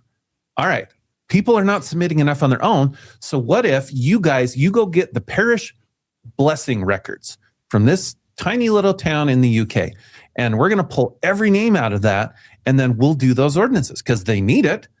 The problem is those people are connected. And if it's just this name existing in a vacuum, then even in a computerized era, they're going to get redone because they're not connected to anything. So we're not sure if this guy is that guy. Turns out they are. And they got done a bunch of times. And it also turns out the family history is quite difficult once you go back maybe 3 or 4 generations. It starts to get quite tricky to determine exactly who's who and make sure they've got that same. You're saying we're not all related to that one Duke of. Oh, well, amount of times that all of a sudden I'm descendants of Norman conquerors, because some woman in Utah has decided that, this person's actually this person. Made up so my family history changes. Yeah. All of a sudden, Charlemagne, direct ancestor. Exactly, because to that was Linda that in Farmington. Luckily, we don't do that as much anymore, but there was that push, like you needed to be descended from kings. I remember doing proxy work for like Jose, who there was no last name, there was no middle name. About 1680. It was like Jose from about 1680, right? And that's who I got baptized I remember for, or whatever. So there aren't a lot of developments in the 20th century, but one really interesting one is they had this idea that it had to be done in order, right? This person, they're dead, they have to be baptized, and then they're endowed, and then they can be sealed and to a spouse, and if they had one, or their parents, right? At some point, somebody is like, hold on, the way we're doing this is because, again, there's a crunch for names. And so it was like a data processor. It was like, all right, hear me out. What if we don't have to do them in order? Like, well, they're dead. Who cares? Yeah. So as a result, they could do, because, you can go and do 20 sealings or whatever in the amount of time it takes to do one endowment. Yeah. Because again, you got to do it in the body, and you can't cheat, you can't batch, and you can't shortcut. So as a result, they reconfigured the order. So that's one of the big developments. The endowment is the bottleneck because, you got what the BCIESSSP was what was written on the cards, right? Baptism, confirmation, initiatory, endowment. That one is always waiting to get stamped. And it's always E. Yeah. It's always endowment waiting to get ticked off with a little red marker. And that's in a modern era where that ceremony takes like 2 hours or less, not 8. And it's just wild, the belief that God is up there thinking, unless Nemo in 2015 sits for 2 hours in a super long and boring movie. No. You need to be a savior on Mount Zion. That's how it's. This service, like this is the highest, holiest kind of service. Yeah, but like to hold someone's eternal salvation hostage to Nemo sitting through a movie for the 80th time, so but that these the are person eternal can, truths. So I know, but it's just No, but I mean, wild. that's within that worldview. That's why it's so important. And that's why it's worth this amount of time, is because this is critically and this important. is why it will kill the church. I mean, sorry, we're getting a tangent here for a second, but these temples that are being built where there aren't really people to service them, like in the UK where temples are getting announced where there's not enough members to wear them, people will feel so compelled to go and do this work for their dead ancestors that they're not going to be out there meeting people in the streets. They're not going to be out there being with their neighbors, being ambassadors for the church, generally just growing the church and doing the things you would expect. They're not going to be able to do that because they're going to have to be in the temple in all their spare time, of which they don't have much anyway because they've all got three callings. But Nemo, it is brilliant. We think about the three classic missions of the church: perfect the saints, proclaim the gospel, redeem the dead. Yeah. The first two, people are leaving in droves. The church is hemorrhaging. So investing money in perfecting the saints is not always a very good investment. And the missionary work, except in developing countries where you can really take advantage of people who don't have access to the information, tracting is basically declared dead on arrival in 2026. So the place to invest where you have the best shot of having a return is in redeeming the dead, because you're helping at least keep the members that you have by, one, requiring them to pay a tithing, requiring them to be worthy, and then keeping them busy by having them go to the temple and feel like they're doing something significant, which is doing all this proxy work for dead people. It is actually a brilliant move, because you certainly don't want to keep investing in perfecting the saints and proclaiming the gospel You feel about when people are hemorrhaging. You feel about the fourth one that was added to the mission of the church, helping the poor and needy. I mean, is that an afterthought? Was that got sincere? added as an afterthought. That's maybe called the 20 years Ensign ago. Peak addition to the mission of the church. And the church doesn't seem to do much with it, because then you've got people like Kevin Pearson standing up and saying the mission of the church is not to help the poor and needy of the world. Yeah, well, all right. Fine. Yeah. Thanks for Anyway. that. Anyway, carry on with sealings. It's ridiculous. Go ahead, Julia. I was just going to say, with indexing, I was called as an indexer going back a little bit at BYU, Idaho, and me and along with 20 others would go to a lab and we would look at these old parish documents or all these old censuses, and we would type them up so that people could then search and find these individuals. We're not paid to do that. But I also want to say, Brian, because before this, you mentioned that these people who the prophet was paying to do the temple work, did you say it was during a time of depression? So it was helpful to these people? Yeah. So as you get this expansion of temple work following the shift, all of a sudden there you have a lot more people doing temple work and a lot more need to do it, because all of a sudden you have way more names, way more people, right? And so there are several things that happen. One of them is I don't know that it really caught on, but it was actually a really good idea, is you have people in, say, Europe or wherever the records are held who go do the genealogical research and get it all organized and send it here where the temples are. And then in return, the people here will then perform this temple work. And then the other thing that you have is the concept that Nate mentioned is paying people. And it was, I think it really did have a largely, it was a generous thing. It was like largely older people who, to kind of help them out, especially like you see it in the Great Depression. It was a way like we think what you're doing is important and you need money. And so this is a way to get around it. And so like Grant, Heber J. Grant, was very interested and actually did probably, I would say, easily more temple work than any of his colleagues. Like it's wild to think about. Like when Reed Smoot is asked about temple stuff, he's like, I haven't been since I was sealed to my wife. That guy's an apostle. Wow. So the importance of you doing proxy temple work obviously isn't a thing really until that 1894 shift. And even then, it will take a couple generations to really entrench. And so I think it was a good, helpful. Yeah, that's what I was thinking too, because it's helping to redeem the dead and it's also helping the poor, which was what Nemo was just saying. And I really like that idea. Yeah. If we're ready, there's this one final clip that I wanted to share talking about the women and how they were seen as kind of being used. Oh, we're finally ready to address the struggles of the women, are we? One random example of another way that it seems like there was still, even in the 50s, this feeling that women somehow were contributing to this, to a man's kingdom, like to his family kingdom. And it just feels like there's so little autonomy. It feels so misaligned with our genuine belief in partnership. So I'd love to hear how you metabolize that. I think this is probably one of these ways exactly that you brought up in the beginning, where our understanding of God's work in the world is evolving as we grow and evolve and culture matures and evolves too. But that's what's excruciating about this to me, that like the women seem like objects in the story. I think those are completely valid concerns, right? Like, I'm not a woman, so I'm sure my sort of emotional experience of this is different. But that said, the fact that I think the proper understanding of the Helen Mar Kimball story is, I don't think Joseph Smith is a child predator. But I do think the story is that Helen Mar Kimball is being used as a sort of liturgical tool to create connections between men. And that is in its own way troubling, right? It's troubling in a way that doesn't fit neatly into a script about child predators or something, but because of the way it instrumentalizes women in that relationship. Yeah. I think clearly, right, there is a really strong patriarchal through line through the kingdom theology and the lineage theology, right? Among other things, because when Wilford Woodruff is saying we need to be sealed along ancestral lines, the ancestral lines that he has in mind, he talks about are patrilineal lines, not matrilineal lines. Although there end up being matrilineal sealings as well, right? Because women will be sealed to their parents.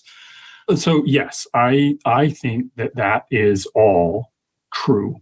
And women who find that troubling, I don't think are mistaken or wrong or anything like that. I think it's genuinely troubling.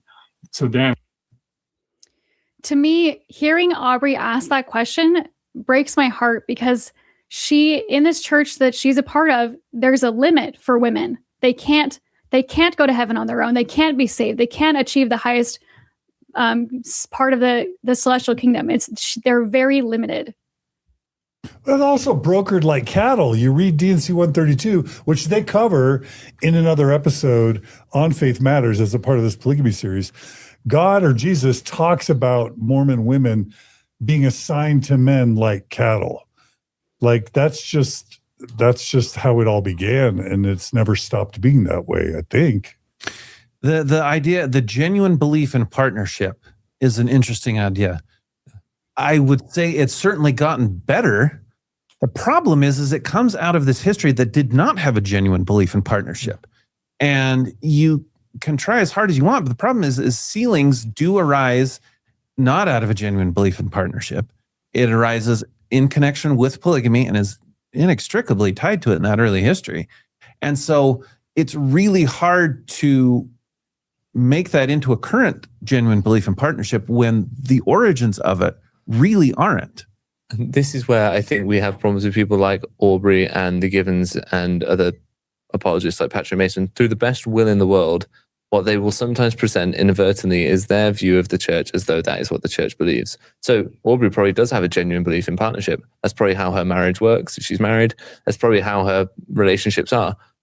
And she'll take that and say, well, so how do I mesh what we're talking about here with our genuine belief in partnership, as though that is the church's position? And it's not. It's how she's allowed to exist in the church through various privileges that she experiences or through her ability to keep that separate.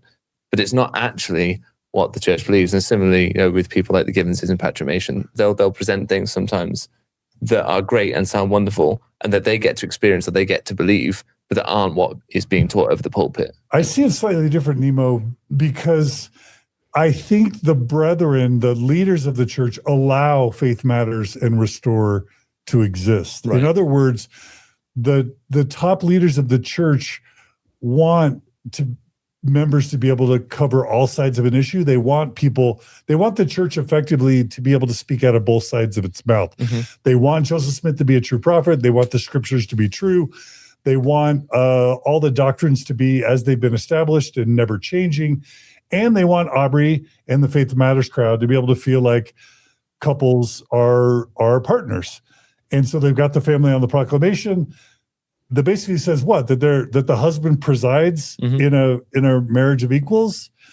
The husband presides and they're equals. Like, they want it to be both. Presiding but equal. Right? Mm-hmm. Presiding but equal. Yeah. That on a t-shirt. Yeah.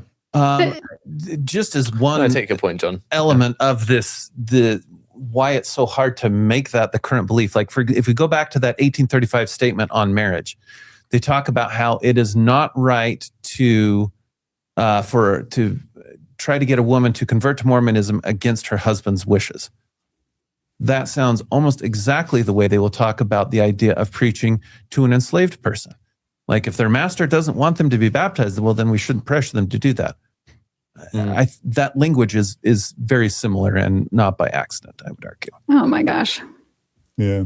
But when you were, I was going to say, John, when you were talking, it made me think of how there seems to be like different churches in Mormonism, or like, so Charlie Bird, for example, he and his husband live in a church that did not exist for me. I would not have been allowed to do that. And then you Tell people what you mean by that, because people don't know who Charlie Bird is or what you mean. Right. So I was excommunicated in part because I was dating a woman, and I divorced from my husband and I started dating her.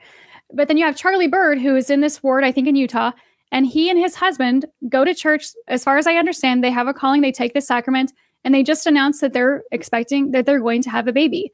And so like the church exists for them, but it doesn't exist that way for me. Or this woman's marriage, Aubrey, her marriage can exist supported by the church that looks different from somebody else whose husband presides, and it looks very different from hers. So like it just seems to be the case, especially with like this new book that came out, Torn, Jeff Strong, where he seems to be saying in a way like Mormons practice Mormonism so differently but they practice it correctly. Does that make sense? Like this one's correct and supported, but it looks totally different from this one over here that is correct and supported. There's just different ways that people experience Mormonism. Mm-hmm.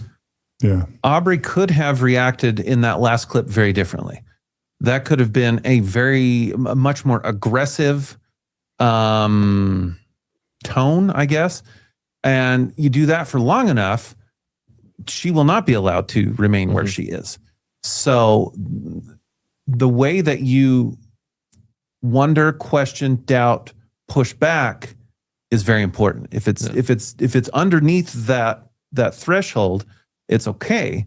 But if it exceeds that, especially in a public sphere, for long enough or too excessively, you will not be allowed to remain. She's keeping sweet. Yeah. Right? Yeah. Yeah. I say we know that by experience, right, John? Yeah. End up like me and Nemo, excommunicated. Yeah. And also, like, she's not dumb. She's very smart. Mm-hmm. She knows that she has to be very measured and careful about not criticizing the brethren. And she knows that she has to be very soft and sweet. Well, in her heart, I think she is very loyal and she is a believer. Yeah. And she wants to make this work. Yeah. That's an impulse that a lot of people have had. And there's different ways of dealing with it, and there are different results as a consequence. And I wanted to follow that line. Did you have anything else you want to say about this slide? Okay. So like Nate Oman, like there's a part of me that just really does think about Occam's razor. Like what we just witnessed, these slides, these video clips with Nate Oman, all of your explanations, Brian, that were brilliant. What they show to me is that this was a big cluster F, right? Mm-hmm. That Joseph Smith, what's Occam's razor? What's the simplest explanation? The simplest explanation is that Joseph wanted to have sex with lots of women, and he needed a theological justification for doing it because Fanny Alger went sideways. It's not good when the prophet has affairs, so the prophet better have a theological justification if he wants to sleep around. Polygamy becomes that. Sealings become that. And, the new and everlasting covenant becomes a way for Joseph to justify what I would say is pretty clear sexual predation if you factor in the amount of power and influence and control he has as prophet.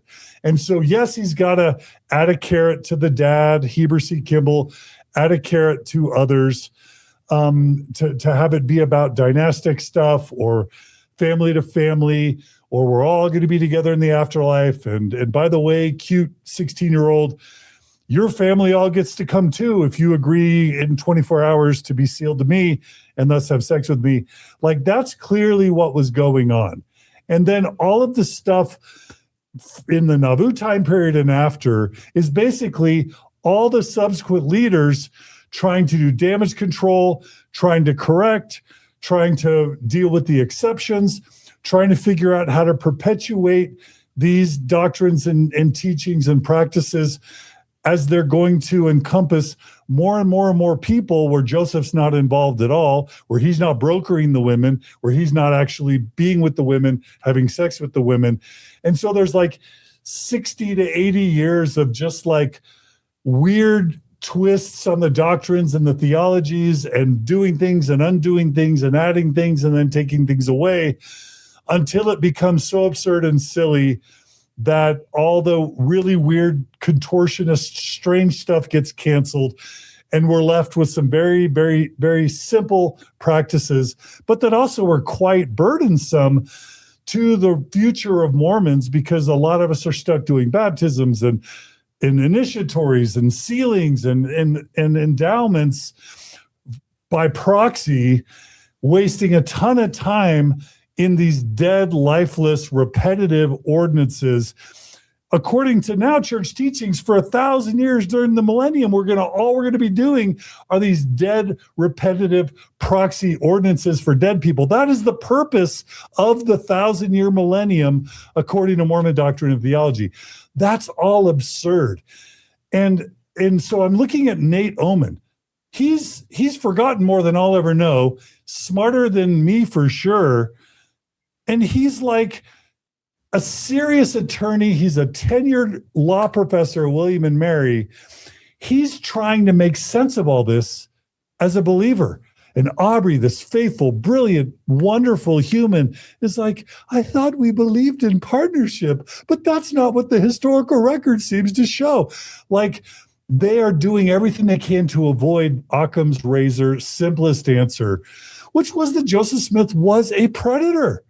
And Bryan, I'm just curious, when Nate Oman says the answer isn't that Joseph Smith was a predator, it's blah, blah, blah, blah, blah, blah, blah. Is that like, Bryan, I think there's probably few people that have spent more time and recorded more hours of audio and video or audio trying to make sense of Joseph Smith's polygamy. Is that where you come down? Clearly the answer isn't that Joseph was a predator.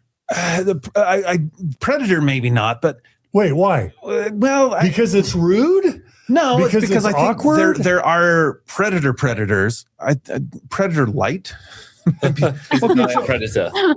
No, seriously, the Moon Sisters. So like, or is so it like Predator Zero? What? Predator Zero or So it's just diet the soda predator? puns we're making. Yeah. He's a diet predator, or is he predator zero? No, but I mean, are we Yeah. all keeping sweet when we're afraid to call Joseph a predator? Like like William Clayton, he's married to one of the Moon Sisters.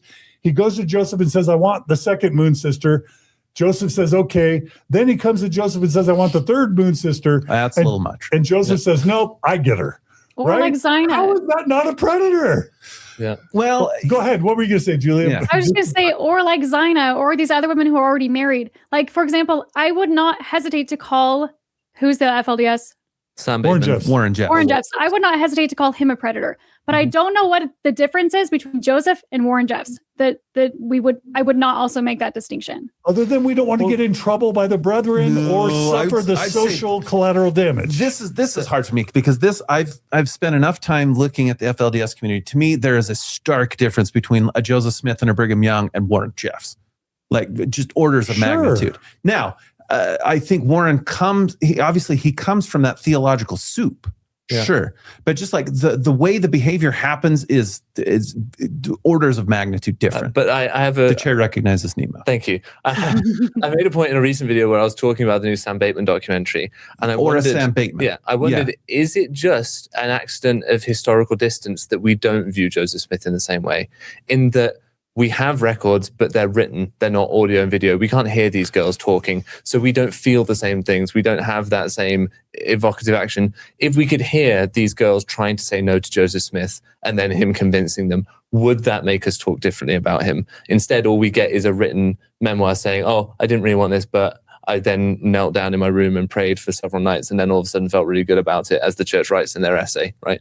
And that's a lot more cold and clinical to read versus hearing the audio of him saying, I want you to testify there's no darkness in it. And these scared girls saying, yeah, no, there isn't, even though you can tell they don't want to be there. That is a fair point. We're left with the records that we're left with, which the amount of records and the type of records in two eras are very different. That is a very fair point.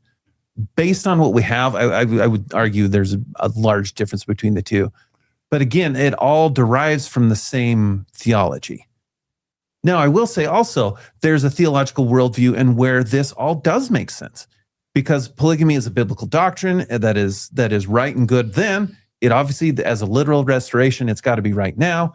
Now, again, do I believe that? No, I do not believe that. I think that's nonsense. But I can see the worldview that allows for this. Sacrifice brings forth the blessings of heaven. Like, it should be hard.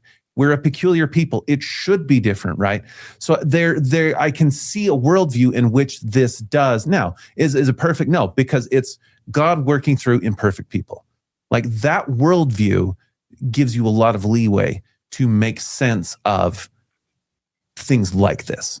Again, do I believe that? I do not. But I can see how a worldview allows for that.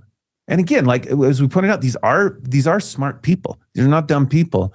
They're well-read people and see the world differently. So why do we resist? Do you have a sense for why we resist? Like John Turner, one of my favorite quotes from him is, "I wouldn't trust Joseph Smith with my wife or daughter." Well, what does he mean by that? He means he feels like Joseph Smith was a predator. Now, why wouldn't he want to use that word? And why wouldn't you want to use that word? Because I think Warren is the greatest example of this. Because I think when people hear the word predator, they think a guy like Warren Jeffs, who, to be fair, I don't think that's Joseph Smith. Warren is a very uncharismatic person who people are not drawn to, who don't love. Joseph Smith does have that, and I think John Turner did an excellent job of making him a better, more rounded person who does these problematic, questionable, bad things, but that also has this side of him. So now, again, are there predators who aren't like that? Definitely, there are predators who follow that model exactly. So I guess it's weird though, because I'm confused by. No, I mean, but again, that's like saying Joseph Smith is Hitler. That's the problem. But as in someone who does problematic things has redeeming features, so therefore, right. And it's like, well, but they still do the same problematic things as the person who doesn't have the redeeming features. What I'm stuck with is one man abuses 10 children, another man abuses 30 children. The man who abuses 30 children, he doesn't make it so the first man isn't an abuser. That's kind of the point I'm making. Yeah, exactly. Redeeming features don't change the thing that they share. No, I'm not talking about redeeming features. I'm talking about scale. Yeah. What you seem to be saying is because Warren Jeffs was twice as bad as Joseph, then we can't use that term on Joseph. I was hearing the charisma. I was hearing the charisma too. Yeah. To me, there's a part of Joseph Smith that is generous and giving and positive and loving that I absolutely do is wholly devoid in a Warren Jeffs. Like, that's pure. But most child abusers are super charismatic, loving, trusted members of a family. Does any of that come from like love or a genuine good character? I don't think so. That's the thing, is I think Joseph Smith does have part of him that is genuinely good. Problem is that it's mixed with things that are unequivocally bad. But I think there are a lot of child abusers who have good aspects to them. So this is my point. Does the good then stop you calling them a predator? Would be the question. The scale. Or the scale. To me, whichever. I guess maybe it's less using the term predator is that it tends to equate Warren Jeffs, like a guy like Warren Jeffs and Joseph Smith on the same plane. I understand why you're saying that. Right, so there's that.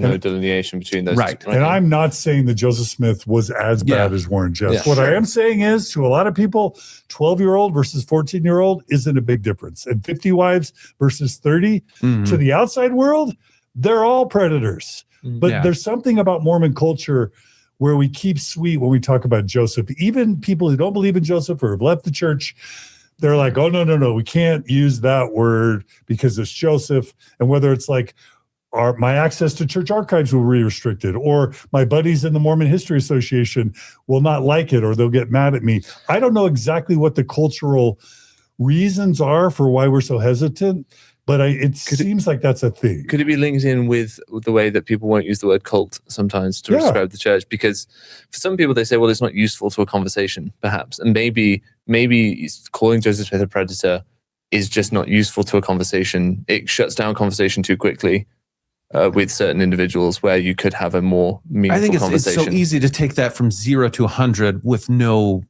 middle ground. Yeah. I see that point. Yeah. Like, because you can talk about different cults that are wholly different than Mormonism in that there's really no redeeming anything there. There's no impulse toward good. It's just bad news all the way down. But the flip side is we risk downplaying and minimizing this is true. The very, very bad, egregious behavior. Because if I was guilty of Joseph Smith's behavior, I guarantee you the church's apologists would call me a sexual predator. If I had identical behavior to Joseph Smith as it related to the production of scripture, they would call me a fraud. And if I had identical behavior to Joseph Smith as it related to women and teenage girls and other people's wives and other people's daughters, I would be called a sexual predator, I think. Yeah, that's true. Yeah. So we're giving... And so the question is, why are we not applying that same standard to Joseph Smith? Because his behavior was deeply problematic. And that's my point, is we lose something when we're not willing to call a spade, I think. We lose something. Anyway. Okay. Julia?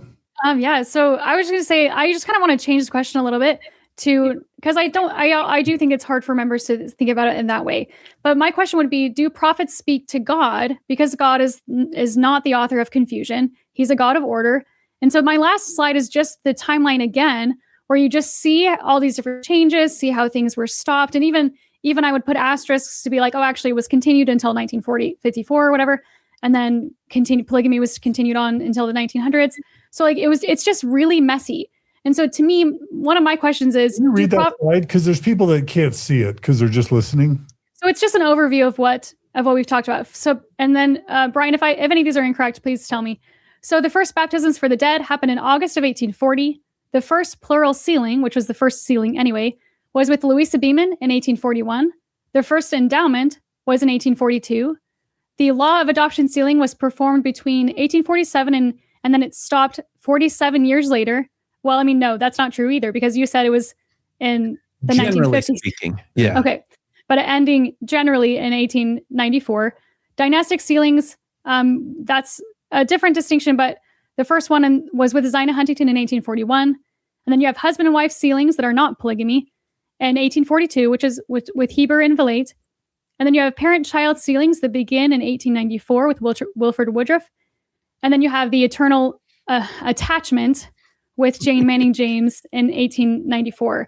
And so to me, like if Joseph and the prophets were speaking to God, what would it look like? Would it look like this? Would it look this messy? Because to me, it wouldn't. To me, it would look like Joseph getting sealed to Emma first, getting Alvin sealed to his family, getting his deceased children who died at childbirth sealed to him. That's what it would look like to me if that were. And then the other thing is I can see them falling in.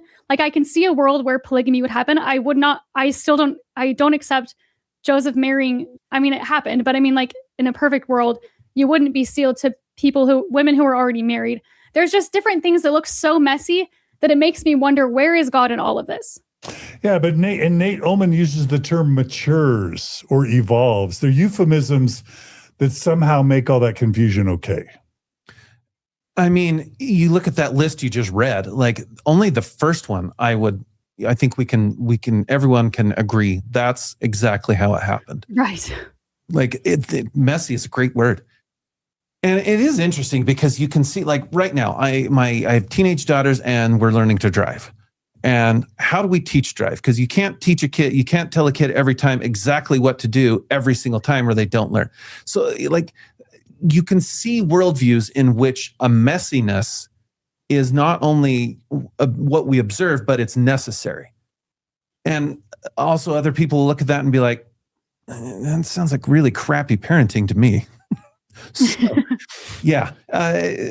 The question of, is God involved in this? To what degree is it? Blah, blah. That is, your mileage may vary on that. Like, again, the Occam's razor answer is he's not. Pretty obvious. But again, like there's a worldview in which you can make that. Yeah. Mm-hmm. Yeah. And there's a writer to your question, Julia, which is, why weren't any of us taught this? Why weren't we all told this is how it used to be, and then it evolved this way, and then it changed this way, and then it changed back, and then it was totally extinguished. And now what we have bears almost no resemblance to how it started, and at least you should know this to have full informed consent. No Mormons anywhere learned any of this in any formal church setting, I'm willing to bet. Yep. Fair? Yeah. And, sometimes it will be equated to other areas of life, like how many Ford employees are taught that Henry Ford was a virulent anti-Semite. Right. That's business. But again, that's not in the nature Of humans. organizations to lay out the messiness. Yeah. Because it's messy and it's hard to, and it ultimately it makes what you're trying to do more difficult. And it makes people ask, if they got it wrong then maybe they're getting it wrong That's now. a door that's real tough to close. Yeah. Yeah. Mm-hmm. And that's why you have leaders of the church like Ballard saying, we've never tried to hide anything from anyone, while knowing That for a sounds fact, good. yeah, that they have. Right. That's what your listeners want to hear. Yeah. Yeah. Problem is it's messy. Yeah. Yeah. Yeah. Right. But can I just also say, great job, Nate Oman, because you brought this to our attention and you're brilliant. And this is really good And work. his presentation was messy. Yeah. Listeners were introduced to a whole bunch of messiness there that I'm guessing a lot of them had never heard. And everyone go check out his whole presentation, because it's brilliant. And we only captured parts of it. So shout out to Nate Oman, brilliant presentation. Shout out to Faith Matters, brilliant series on polygamy. And just shout out to the Turnbull brothers, to Aubrey and Tim, and to everyone in that Faith Matters organization and the Restore organization. If you are a Mormon who wants to stay in the church, wants to remain faithful, but can't do it as an Orthodox literal believer, check out Faith Matters, check out Restore. It's brilliant stuff. They're doing amazing work of walking that fine line. And I'm so proud. It's what we tried to do with Mormon Matters podcast. It's what we tried to do with the Thoughtful Faith podcast. And it's just brilliant that they're successfully doing it and that they haven't gotten in trouble, and that the church now is sort of silently endorsing them as an avenue or a channel for Mormons that want to stay in the faith, but also want to be knowledgeable about history and faithful and committed. It's a bigger tent. How can we not all celebrate Faith Matters and Restore? The impulse to deal with messiness should be applauded. Yeah. And Aubrey at the beginning talks about how I want to confront questions head on. I don't want to ignore them. Like that's Fair play. positive. Yeah. And as much as I complain about the way they present things, and I complain about apologists a lot, their apologists come in different calibers, and there are people who are just wanting to have the conversation. And I can get a bit frustrated sometimes that they're not necessarily willing to delineate what their experience is versus what's actually been taught over the pulpit. But also, I think your point about what the church tolerates, particularly now, has become very important, because the church isn't tolerating Mormon stories. They are trying to sue you, right? They're suing you. That's what they're doing. We're going to look at something else on a future episode where someone that isn't officially church affiliated is using church copyrighted materials in their in their YouTube banner, in their thumbnails, in whatever. So they're clearly being tolerated by the church. And it's going to become more important, I think, over the years to see what the church tolerates as well as what they actively promote as part of the narrative. So I think that's a really good point, John. Well, the internet is forcing the church to tolerate all sorts of things in 2026 that they would have never tolerated 10 or 15 years ago. Today's faithful apologist Mormon influencer is 10 or 15 years ago excommunicated. For sure. Podcaster or blogger. 98% of the sources that we consulted on this are digitized, transcribed, whatever. Most of those are on a church dime. So again, that's to be applauded. You mean Joseph signature Smith books papers, Digitizing, I'm tracking Joseph Smith papers, BYU, Church History Library. Those are fully authorized, official sources that are being paid for. Yeah, that's digitizing messiness. Yeah. And that is to be applauded. Yeah, you're right. Yeah. Brilliant. Well, Brian, what a treat to have you back. Sorry, I got really heated at the end. Do you do that, John, ever? It's not even caffeinated. Well, you're a good sport, Brian, and we love your sense of humor, but mostly your depth and breadth of knowledge on 19th century stuff. And if you walk away from this thing thinking history is boring, then we don't know what to tell you. So, well, Brian. And Brian, will you shout out your podcast with Lindsay and all the good things you do at Benchmark as well? Yep. So day job is Benchmark Books. So Hopefully, I think we can put in the show notes. If not surprisingly, there's a lot on this topic. There's articles, there's books, great stuff. There's a lot of people have wrestled with these concepts. Go to Benchmark Books first to buy your Mormon books. I will happily talk to you about this stuff. Yeah. So that's the day job. And then on the side, I do the Sunstone Mormon History Podcast. Mormons in the title. So far, so good. with Lindsay Hansen Park. There's actually 2 episodes that we're going to do that grow out of this that are both loosely regarding the concept of canceling sealings. That are these 2 women's stories that are real messy and fascinating. Wait, you're saving the good stuff for your podcast? Is that what I'm hearing? You'll have to do like this length of discussion just to talk about that. So you'll tell people to watch this first before they... Because that will get context to those discussions that we're going to have, because they fall into this long history of things. So we do more or less chronological walk through Mormon history with tangents. So we get really fun listener people. That was a couple of the cases in here came because people are like, hey, these are my ancestors. What's going on here? Yeah. Because they're discovering, oh, my ancestors were messy. So Nemo, tell everyone what you do and why they should follow you and how. Run Nemo the Mormon YouTube channel. You can find it Nemo the Mormon on all social media. But yeah, I mainly focus on the institutional church as it currently stands, and sort of fact checking what it is they have to say, and generally being a bit of a nuisance. I think you could probably and deceiving people by calling yourself a Mormon, right? Yeah, well, no, it says at the top. Have you been sued? No. It says at the top of my YouTube banner, this is not an official publication of the Mormon Church. And then on my Instagram, I think it says unofficially Mormon. So yeah, just hedging my Cover bets. those bases. Yeah. And Julia, tell us about you really quick. Yeah, I'm analyzing Mormonism on all the platforms where you can consume the shorter content. So. And did you just have a 5-year anniversary or something? I did. Yeah, I've been making content for 5 years, which is kind of wild. Like, I don't know. Like, Brian, how long have you been doing your podcast? And Nemo, how long have you been doing your content? You asked the wrong guy. I've been going 6 years. Wait, the historian doesn't know how long he's been doing the podcast? People will ask about earlier episodes and I will forget that we've done them. I don't remember what they are. Me too. And that's with, like 3 digits of You're episodes. you're making me feel better. No, I can't even imagine. I'm like, wait, did I interview that person? Decades. Yeah. No, it's around that same time. And it's wild. That time passes so fast. Mm-hmm. Yeah. But yeah, it's fun to see the flourishing of podcast voices. Yeah. Has it given us a bunch of crappy podcasts? It sure has. Hey, has wait it a given minute. us more good podcasts? It sure has. Name the crappy ones. Go. Oh, there's a guy. He's out there deceiving people. He refuses to listen to lawyers. I can't remember his name.